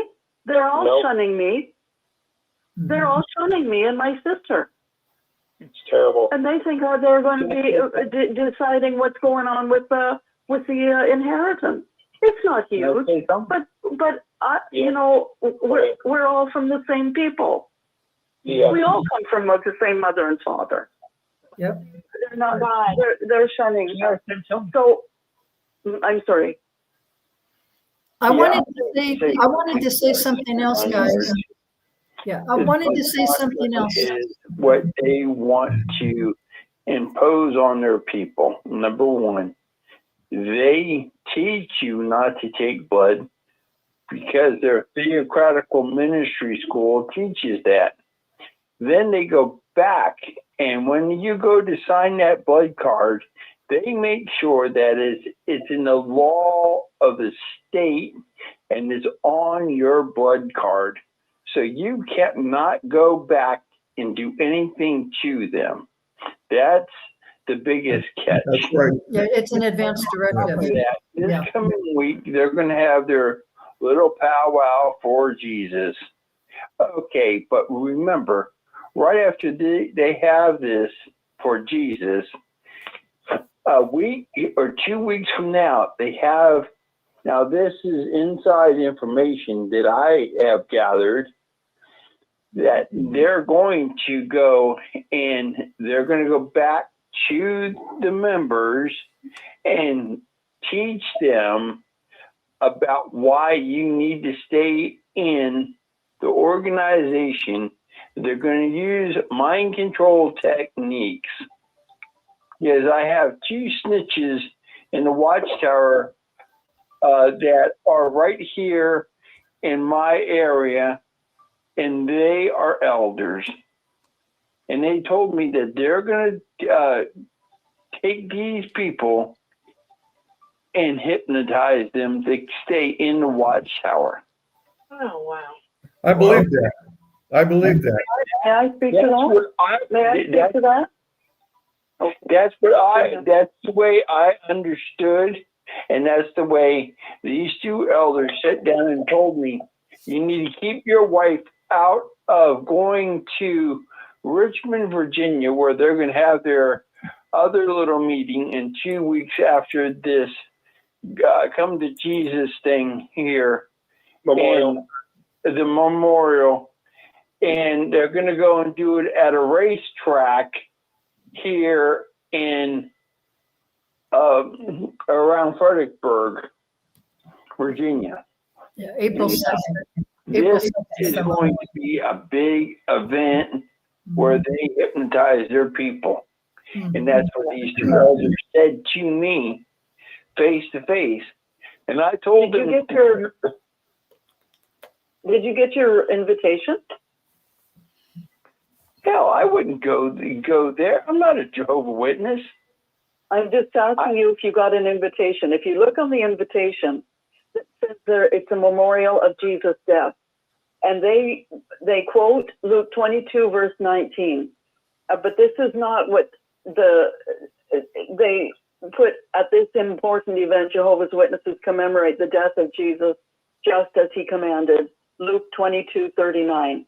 So you think that that's what the Bible says. It's written like that's what the Bible says. But if you look up at Luke 22, verse 19, it says to commemorate, Jesus broke the bread and said, this means my flesh. Do this in remembrance of me. Like a celebration of life. To remember him, not to remember his death. You see? Good point. See how they twist it. And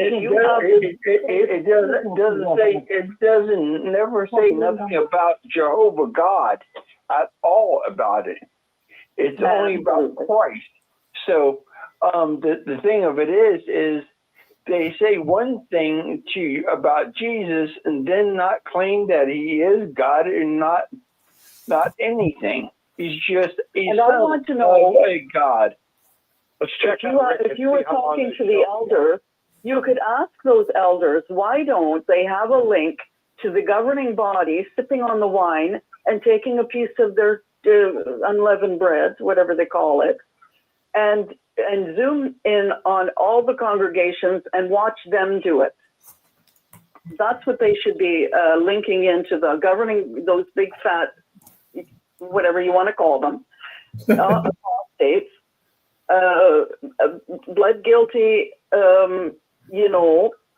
whatever you want to call them, because I'm not going to use the words I like to call them, but they are apostate.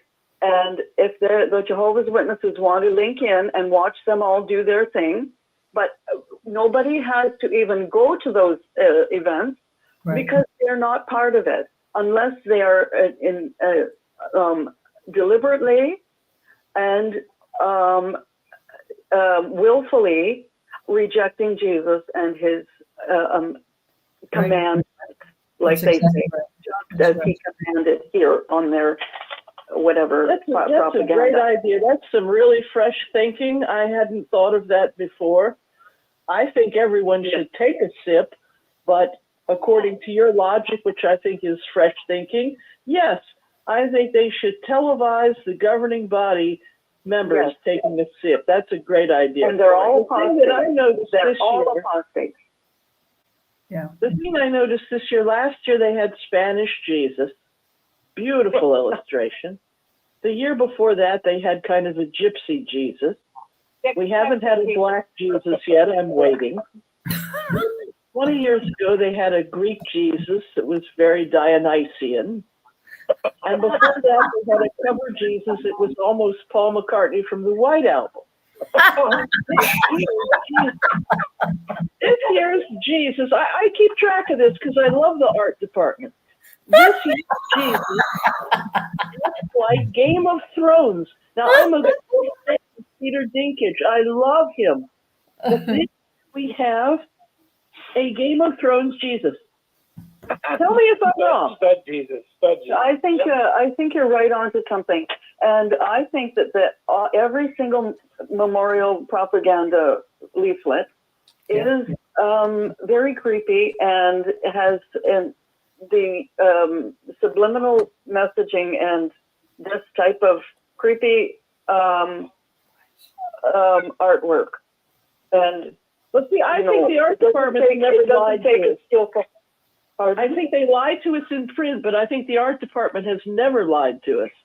So I applaud the art department for Game of Thrones Jesus, and see if I'm wrong, but I think I'm right. Yeah, I want to ask one thing real quick. I want to. We should have done when. How we do? Oh, pardon me. I want to ask. Yeah, we have about 10 more minutes, Dan. I just want to make sure. Yeah, Dan, did you want to go ahead and say anything else? Because I know I want to add something. Go ahead, Dan. I missed something. Dan, did you want to go ahead? Say something? Dixie or Prixie. Yes. Hey, that's gonna happen down here at Thornsburg, down there at the raceway. Ooh. Okay, friends, we have a little less than 10 minutes. Just let me get one quick thought in, if I could. Yes, that's why I know, and you know how sneaky I am. I already bugged my wife's bag. Well, I'm going to say powwow for Jesus from now on. I thought that was the best phrase of the year. Powwow for Jesus. Okay. You want to say something? Yeah, just a quick thought. The sister that was talking for the last 10 or 15 minutes, she made a couple of years ago, you and Angela were talking about a meeting between a high-level government official and one of the governing bozos. I was wondering who that was, and did you find out what that was about? No, I didn't. I don't recall it. Right at the moment, I don't recall it. Me neither. Who is this? This is Kevin, Western New York. Yeah, I don't remember offhand.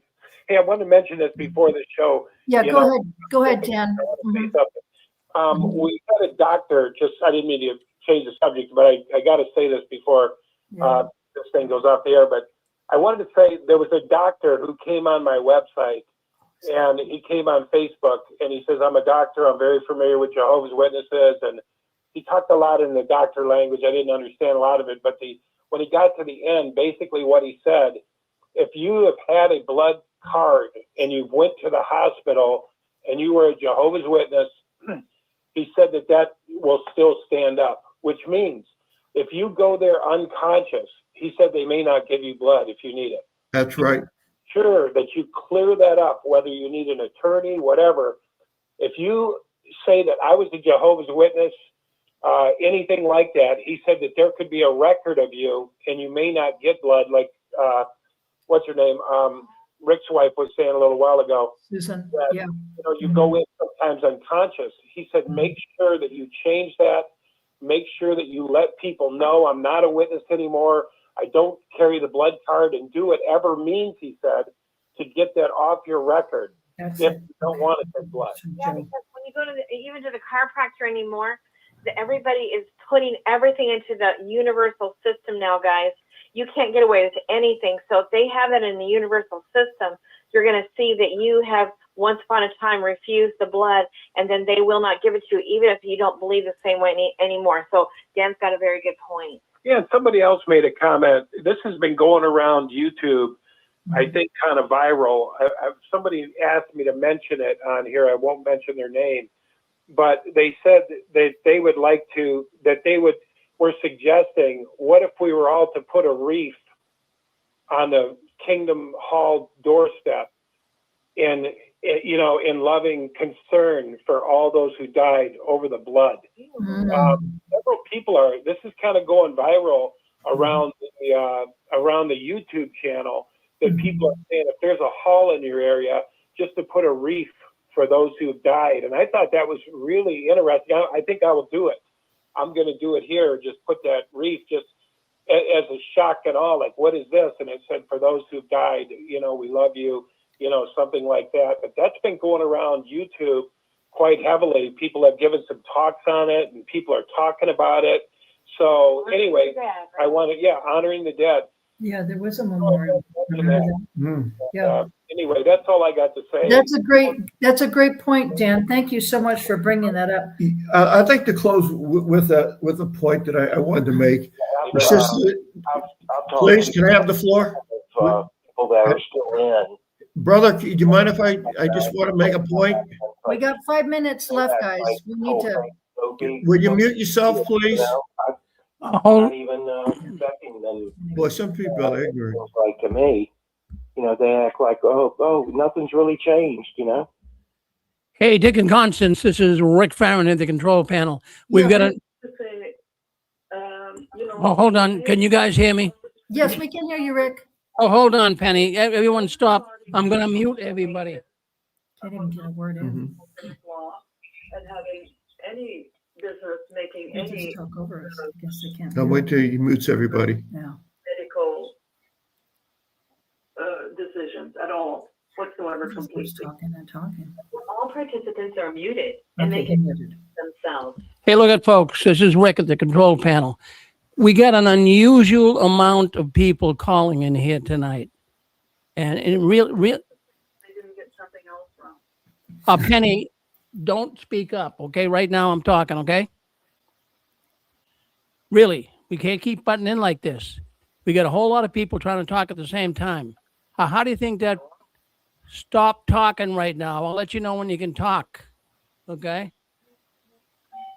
Did you hear me? I got muted. We can hear you. We can hear you. Hello. I'm sorry. I don't know what part I ended at, but if they got Okay, it so we wrong get with good. the not being under the Mosaic law, then what? Maybe this hope that Unmuted. is not exactly right either. So they have to really investigate the trust that they've had in their governing body. Their governing body is apostate. She said They that. have to admit it and realize it. Sorry, that's all I have to say. This is Rick Farron, the control panel. Hold on one second. We have an unusual amount of traffic coming in here tonight. We've got people calling in from all over the world. I've got computer screens here that are just going crazy on me tonight. So what we can do here, folks, I mean, this is a big topic. We're going to keep the program going a little longer tonight, if that's okay. Give more people one more time. So can we go another? You guys feel like going another 20 Well, minutes? absolutely. Whatever you need. Yeah. How long, Rich? Rick, do you want to go? Oh, well, let's go to 8:30. Let's go to 8:30. Another 30 minutes? Okay. Another 30 minutes. Okay, it's good. We got so many people want to call in. Okay, But dear. just a reminder, folks that are listening in the phone right now, to just don't talk over each other. Right. Let Dick and Constance talk, and then what to do is come in gently. Make sure the runway is clear before you enter it.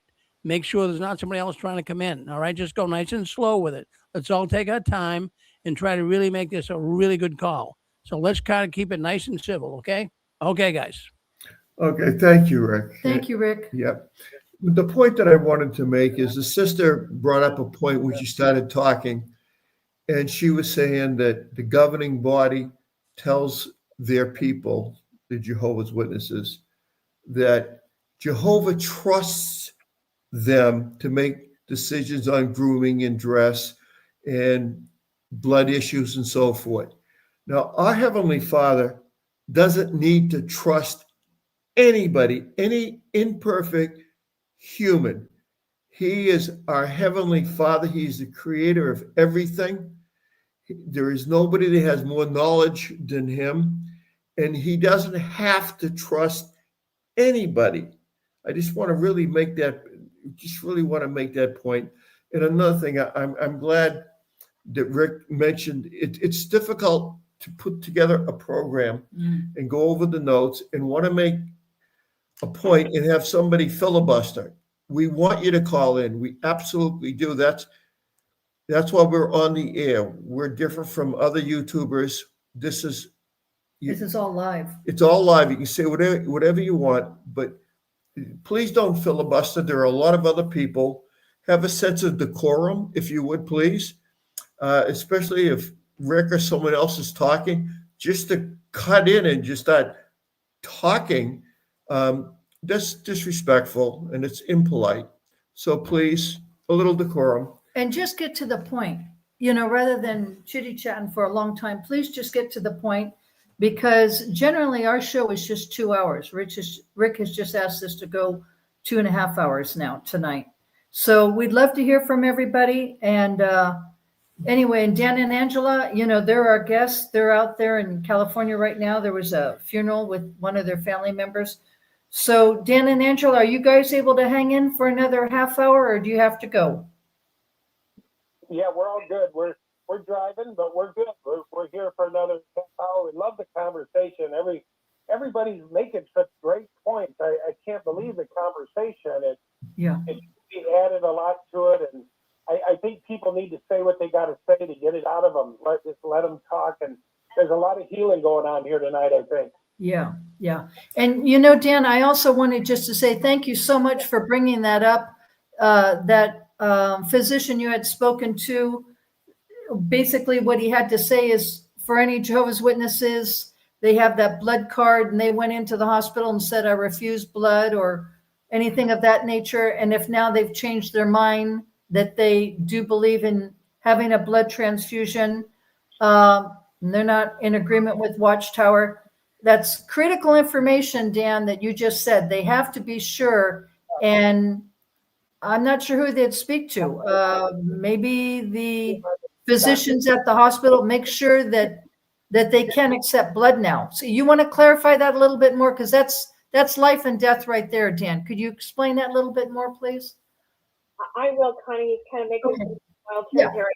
Okay. Basically, he's saying that because of the system these days, I'm going to put it in my own terms a little bit too. It's a universal system. So if you in the past have gone to the hospital or done something where you refused blood and they have that on record, then when you have another incident later on down the road and you show up at the hospital, they're going to see that notation that you don't take blood, even though it was 5 years ago or 10 years ago, and they will not give you blood. You're unconscious. They don't know what to do, So they will respect the legal document of your card that you showed years ago, or that you said you were, and they won't give it to you, even if you're unconscious and you would normally tell them, I'm not a Jehovah's Witness anymore. Please, give me, but you don't have that opportunity, so they'll just not give it to you. So the best thing to do is to get in there and make sure your hospital records now reflect your new stand that I want to receive blood should I ever be found in trouble, and make sure that you clear the record. That's what he was saying. That's what this doctor was all about. Wow, that's an excellent point, because I don't think too many people would think about that. That's great. Great information. Yeah, and get that blood card out of your pocketbook or your wallet. Yeah. Get it out, burn it. Yeah. Throw it in the fireplace, burn it. That's right. The irony of it is the blood card says, I will not accept stored blood or my own stored blood. Or blood at all. Yeah. In any form. Yeah. Any transmission of the blood. Yeah, so here's the thing though, Borghi. The whole thing is that because things have changed a bit since back in the day, now it won't always matter whether you do or you don't have a blood card on hand. It matters what's in the computer system that is a universal. That's the problem. Your doctor is saying, you guys be careful, because if you've ever said, I don't take blood, and it's in our system, they won't even look for your blood card. They're just simply going to say, this guy doesn't take blood. And that's the end of it. So that's why it doesn't matter so much about your blood card anymore. It's more in the system. So if you've ever been to the doctor and you've stated that I don't take blood, you need to clear it up, or you will be in trouble later on, and get rid of your blood card. But not so much that anymore. It's once you're in the system, you're in the system. So hopefully that came across. And just another thought. The liaison committee, it's HLC, and it usually has 2 elders in it. If you're a PMO elder, take note, because you are sacrificing somebody else's life on the altar of a terrible god, just like Molech. The Watchtower is just like Molech. Absolutely. So if I was an elder and I was on the liaison committee, I'd resign from that position. Oh, yeah, because, you could have some accountability, especially when you get into coercion. You've got some legal. I think that's what Watchtower is trying to be extremely careful of. When Garrett Los had mentioned about, he did not say the word blood transfusion. He was extremely careful of how he worded it, because the attorneys told him what to say and how to word it and what not to say. So you get into coercion, Watchtower is always looking for a loophole, but I'm telling you, coercion is something that's very serious, because I think a lot of JWs, they're in there. Just say, for example, the time when we were in the 70s and 80s, and, there was a situation, maybe you needed to have blood. Well, there was no liaison committee at all that I know of. Okay. And I left in 83. But I think some of the witnesses think, well, the brothers are just being loving. They want to visit. No, it's a lot more than that. They want you to be 100% compliant. They're going to twist your arm. That's coercion. That's coercion. And that's why it's between you and your physician. Period. That's it. Those hospital liaison committees, they started in 1961, and they are responsible for 78,000 Jehovah's Witnesses. Maybe more. Or more. Maybe more. That died, way more than Jonestown. Yeah. You don't hear about it because it's sporadic all throughout the world, one patient at a time. But they are so blood guilty. It's ironic. They tell you they don't want you to be a police officer or a military person, because there might be a chance that as a police officer, you might have to shoot and kill someone. Or if you're a soldier, you might have to shoot and kill someone, and you would be blood guilty. So you can't wear that uniform. You can't defend your country. You can't protect your neighborhood as a cop, because you'd be blood guilty. And these rotten, lying son of a guns, Are killing people every are day, killing people every single day. every single day. And the thing is, Watchtower cannot reverse it, right? They cannot reverse it and say, oh, we made a mistake. We want to reverse it. Why do you think that is? Because they'd be sued up the yin yang. They've got enough lawsuits going on with the child sexual abuse cases. They would be sued up the yin yang. So they are walking on a very thin tightrope with this whole situation. They are such a false prophet. I mean, we talk Big about time. it all the time. Big time. You They know, don't represent God. 1914, 1970, 1925, 1975, the generation, the lap over generation, the overlapping generation. I mean, you'd have to be kind of brain dead to realize this organization doesn't have our Heavenly Father's Holy Spirit, because it would never make a mistake. You would, if they were anointed and they're being talked to by Jehovah God himself, there would never be any changes in policies. Never, ever would that happen. But they change their policies all the time. And let me finish, please. They wanted us to vote one time. I had a lot of family members that were 50 pounds overweight. They wanted us to vote whether or not to disfellowship them. And disfellowshipping, as you know, breaks up families. They can disfellowship anybody for anything. Mm-hmm. One of the things they love to disfellowship people for is if you disagree with the theology of the Watchtower or a principle or a question, you're gone. You're causing divisions. You're an apostate. You're disfellowshipped. You're disfellowshipped for asking questions. Yeah. They just want stupid people in there, not stupid as like you couldn't get through college or high school or something like. Not that kind of stupid. They just want people that won't question. That's what they're looking for. They don't want you to use critical thinking skills. Now, the thing I was going to say is that if I didn't lose my train of thought, I think I lost my train of thought. Oh, yeah. Okay. You have to write this down, friends. I know we're down to 20 minutes, but please write this down. Okay. John Ledger, who we absolutely love, many people do. He's an ex-JW that was in for 40 years, 4 decades. And he's been out 8 years. He has some of the best videos with his research. I mean, he does research like nobody I've ever seen. He goes into court documents. He goes into, rabbit holes, and his research is impeccable. He had a video last week. Please write this down. It's entitled, "Who is Running the Jehovah's Witnesses?" I have to stand corrected because last week I said it was on Anne Marie's show, "Who's Running Watchtower?" I was wrong. It's "Who is Running the Jehovah's Witnesses?" Okay. It's only 32 minutes and a few seconds.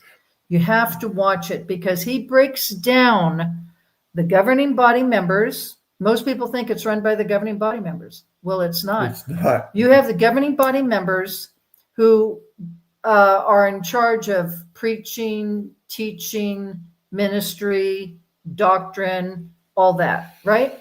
Then you have the other side of Watchtower, which is the money-making machine for this corporation. The organization. For the organization. They have $7 billion invested in Ireland to be able to, accumulate their wealth and continue to accumulate it. Then there are 3 men.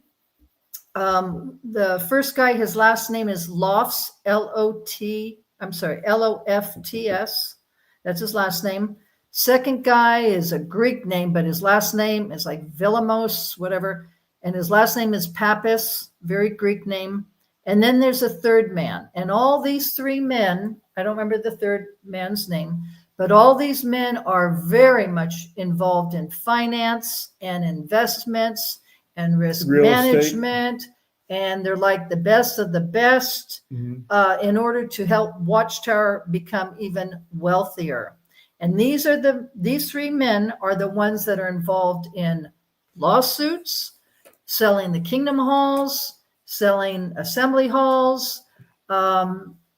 It's the money-making machine of Watchtower. Corporation. It's the corporation that it's a money-making machine. It's a corporation.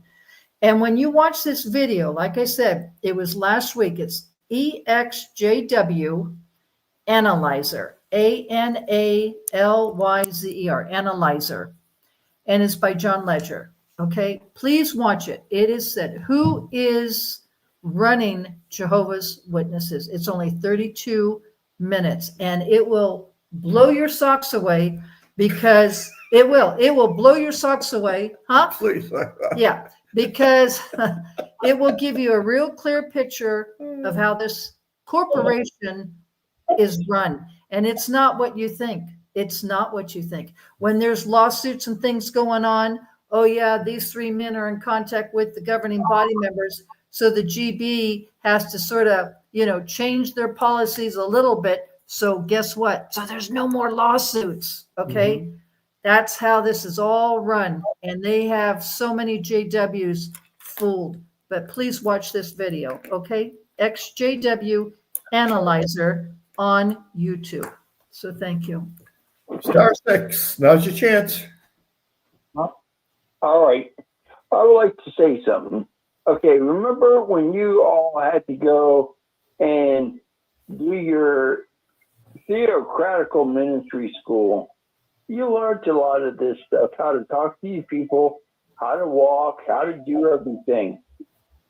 And this is the same thing that they did, the mind control techniques they used on you for your blood transfusion cards.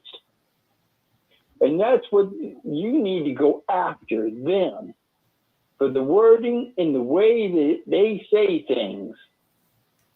Oh, they play semantics. Because the lawsuit of the laws that in each one of our states, they put on those blood cards. And you need to look them up and really pay attention to the wording of other religions they use to do these things to you people. So have a nice day. Thank you very much. If I might thank the caller for his comment, sir, are you there? Yes. Yeah, I'd like to thank you for your comment. It goes hand in hand with the way I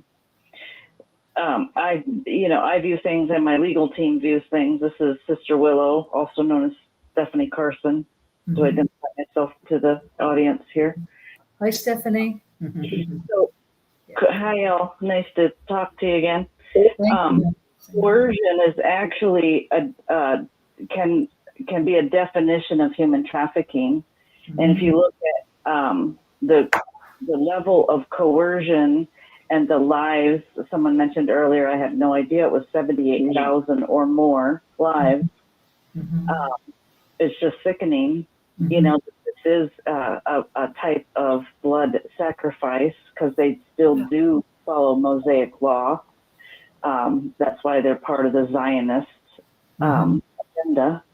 And so it is a form of human trafficking, and that's why listening to the testimonies of the survivors is important, because it helps you to identify yourself where you've been human trafficked, which is a violation of your human rights. Right. So we need to complain higher up than the state level. We need to complain higher level than the federal government. We need to be taking this to the Human Rights Council, and all of our voices are needed. Excellent. Yeah, let her finish. Please let her finish. What she has to say is very important. Hold on, please. So go ahead, Stephanie. Thank you. So that's why these lesser courts are not hearing our complaint. It's beyond their control. That's why Epstein stuff is so important for us to comprehend the depth of this depravity that the Watchtower is entangled in. Yes, they are not the head of the snake, but they're a tentacle of the same octopus, if that makes sense. Yep, it sure does. It's the #1 business worldwide. if you see the show Sound of Freedom at the very end, huh, Rich? Yep. It said it's more than the drug cartels with, embezzling drugs, human trafficking. Oh my God, it was like in the billions of dollars. I don't remember the exact stat. And nobody's talking about like it. 100 billion, I'm guessing, but it was billions of dollars for trafficking children. It's the number one, what would you say, Rich? Crime in the world. Yeah. You have, doctors, you have judges, you have police officers, you have principals. I mean, you have teachers, you have people that you would think would never, ever be involved in this are involved in it. And they find these children on the dark web and crossing the border. Yes. So thank you, Stephanie. Yes. How many of you are familiar with Tim Tebow's work and what he's yeah. Yep. His foundation. I love Tim Tebow. Yes. Okay. So I wanted to come into the community tonight to talk a little bit about him and his work, but also to talk about the investigators that I brought with me to the Boston.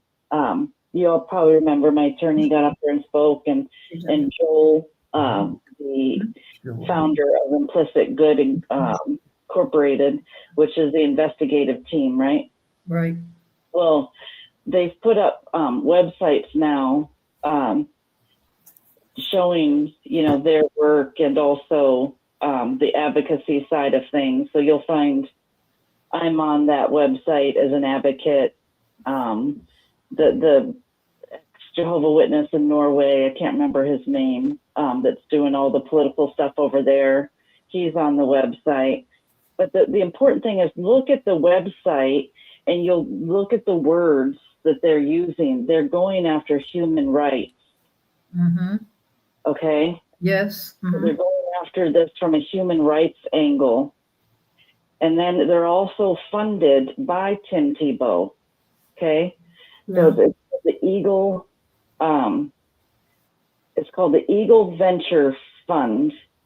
And that's where most of the funding comes for Implicit Good, which Implicit Good, I'm going to find them on this Eagle Fund and describe them to you. Implicit Good, these are the investigators I brought with me, right? Delivers professional investigative services powered by expertise in law enforcement, military, and technology to produce effective, high-impact results. And then they're funded by Tim Tebow. And if you listen to him recently talk at the Senate hearing or congressional hearing on anti-trafficking and counterterrorism, those two things go hand in hand. And then, he's talking about, the creation of all this AI and stuff. Like my story involves, the people that were raping me as a Jehovah's Witness child. There was filming involved. I'm not the only story that includes that. So for someone like me, a Tim Tebow is a hero because they're using state-of-the-art AI technology to go in and find those images and extract from the web.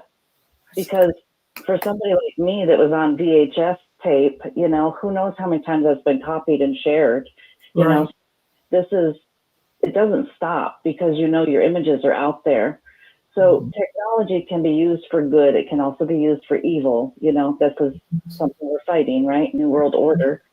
But my point is this is a human rights issue. This is why our governments, our local authorities, they've all been corrupted, yes, but also it's because it's such a huge issue. It is spiritual, which is the same thing as saying human rights, the humanity of the self when it becomes so demoralized from outside sources, that's panic, right? Right. So, I just wanted to come on and assure people that there's been a little, chit chat in the community again about what's going on with these investigations and stuff. I just wanted to assure people that they're very well funded, and from my experience with them, they produce results. And the results might not be coming as quick as some of us want because we're looking from the lens of our own personal justice. Mm-hmm. But when you're dealing with, we've gone through the civil rights movement, that those are more like personal injustices, right? Right. And, you go through, and then what's the next one? The tip of the iceberg is human rights. Right. That's what comes next. Right. And we're here, guys. Yeah. So it's time for all of our voices to come together and to start screaming at the agencies that can and will help. And I do believe it's going to come down to the governments that choose, the governments and the churches, because church, religion is politics and politics is religion. So I think we're at the point in history where the church is going to divide, and it's going to be those that will protect children and those that won't. That's where the clergy penitent privilege law comes into play. Yep. Then, the divide, we're seeing the political divide, but the next big divide is going to be the spiritual divide. And, if you look at the work Tim Tebow's doing, he's, the 30 different countries involved in this counter trafficking project. Mm-hmm. It's like 34 different agencies, including our own FBI. Mm-hmm. So, when you're working with these investigators and giving them your story, it's going to a greater cause. I promise you that. Mm-hmm. And the evidence is right here, in the internet to look it up yourself beyond what I'm saying, that these men are working on a global path for justice, which is a justice of, will you take the blood transfusion or not? Can I convince you that the Bible says this?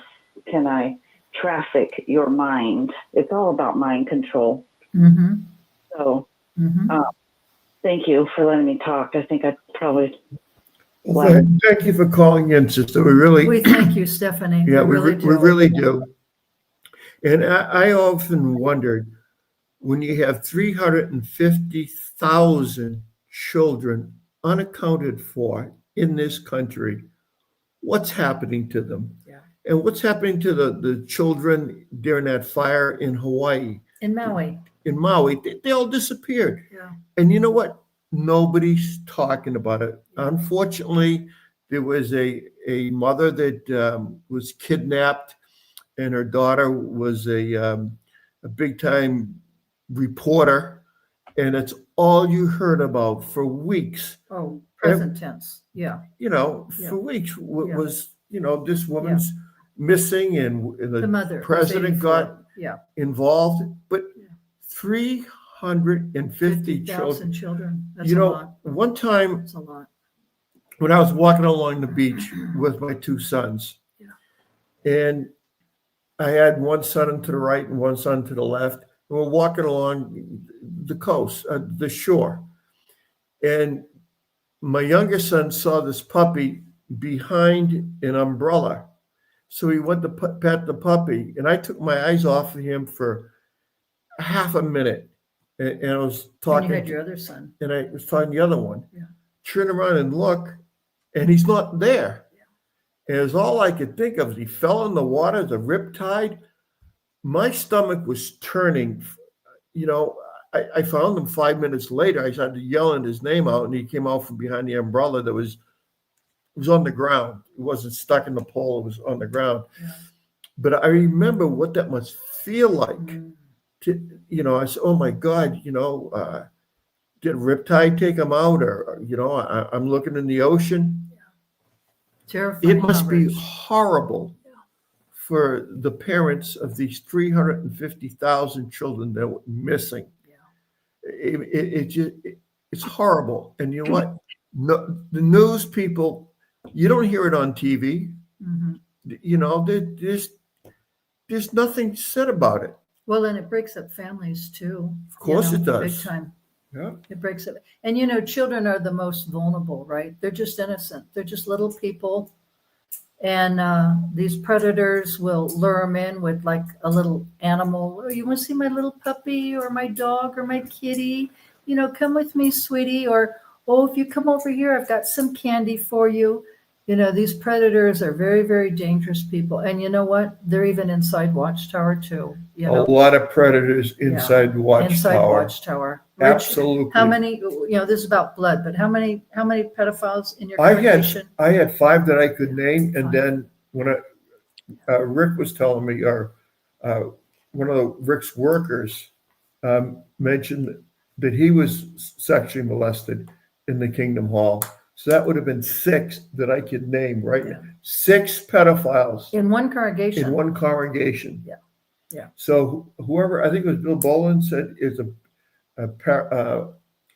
pedophile paradise. Yeah, and it is. it is. So if you're a PMO when you're in there, do not let your I don't care. Don't let your son or daughter go to an overnight stay, a sleep in, or whatever they call it. Or you have to be careful even when they go to the restroom, right, Rich? Yeah, For the little boys. you do. In the Kingdom Hall. I mean, you just You got to be really careful. They're out there, folks. Yeah. There are pedophiles in your congregation. You don't know. Only the elders know who they are. And you know what? Which is so They could be elders too. They could be ministerial that's true. servants, pioneers. They don't Circuit necess- overseers? Yeah, circuit overseer been arrested. Okay. Groups. Be careful. One more Are you- caller. The Go car ahead. group. Pixie, is that you? Go ahead. Yeah, the car groups. Car groups, yep. Be very careful what car a person gets into. Yeah. Right. Right, definitely. Okay, well, I think we covered a lot of information tonight. We wanted to thank Dan and Angela so very much. They had a family member with a funeral and they had to go out to California. And we really, really appreciate the fact that they took their time to be able to be our guests on tonight's show. We want to thank Sharon, Pixie, Penny, oh my gosh, everybody that chimed in tonight. Thank you so much. We really love you and we hope that you learned a lot from the show tonight.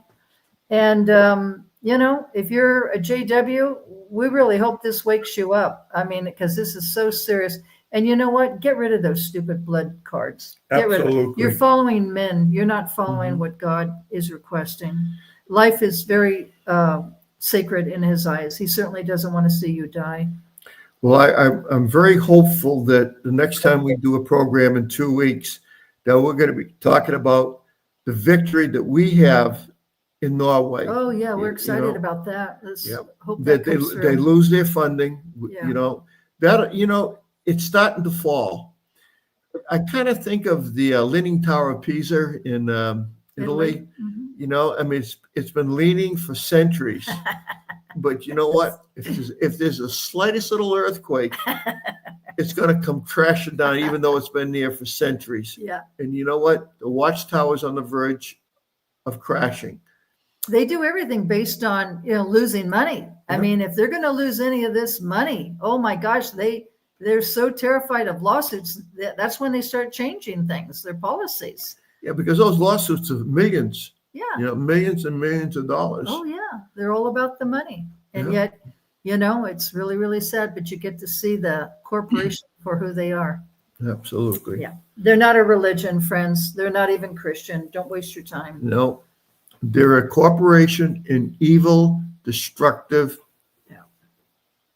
organization, and the people that run it, they're all demonized. That's my opinion. I don't think they have a conscience at all. No Rich. conscience. There's no empathy at all. Could care less. They only care about your donations and your free labor. Yep, their power. Otherwise, That's it. they don't care. They're all about power and money. They're liars. They're fraudsters. And And life can be very great once you get out. You know, you just got to make a transition. oh yeah. But it can be so, so wonderful. Don't let your life be held back by fear. And you know, you're not dealing with PTSD from having to think about Armageddon every day of your life. You can make plans for 10 years down the road, whatever, Mhm. go to college. Mhm. Go to college. It's a wonderful experience. Mhm. It is. Absolutely do it. Mhm. You know, and get a different circle of friends too. And just because a person is not a Jehovah's Witness doesn't mean you're a bad person. Oh, no, does You not. know, There's a lot of good people who are not JWs. yeah, you have worldly friends. You can't have any worldly friends. Well, I know these people. I grew up with them, and they're wonderful people. Many of them are even better than JWs. Much better than JWs. Because JWs will only love you if you follow them and are Yeah. obedient to them. Yeah, they're very shallow people. Well, that about wraps it up for us. Thank you, everyone. We love you. We thank you for so coming much. in. Yes, we really And do. next, in 2 weeks, we're going to have a real special program. We're going to have a little bit of to celebrate with a little glass of wine, celebrating the victory. I prayed it. Well, We'll see how it goes. we see how it goes. Yeah, But and the memorial is April 2nd of Yeah. JW. So we'll let Mhm. you know about that too. Okay, let's turn it over to Rick. okay, Thank Rick, you, I'm Rick. sorry. Hey, love you guys. Good night. Thank you for having us Good night, on. Thank you. Dan and Angela. Thank you again. Drive safely. Well, I have to tell you, Connie and Dick, this is the biggest night you had. Lots of people coming in, and they stayed right with you. The retention rate. Well, I feel like an airline flight control person here tonight. I'm serious. we couldn't get all the people. But I'm looking at computer screens. I got a number of computer screens in my office here. Yeah. And I can see so many people who are trying to come in tonight, pretty much from all over the world. Wow. And it's just amazing to me that our little channel here is really getting a real uptick in the last month, really. And I know it has to be because the witnesses are getting out. They've had enough. And we're going to be talking about that next on JW World News. We're going to be talking about the Jehovah's Witnesses are deconstructing. And I'm going to give you the definition of that. And boy, they fall right in line. So we'll be talking about that coming up next here on JW World News. Well, thank you guys. Keep the wheels moving. And Thank you, Rick. I'm going to let you guys go, and I'm going to maximize myself. Now, don't you guys leave. We've got some really good thoughts coming up. Friends, the Jehovah's Witnesses. The Jehovah's Witnesses right now are in denial. They are in grief. They're in the 5 stages of grief right now. We're going to talk about that as well. So stay with us. Don't go anywhere. We're going to end it right here. JW World News up next.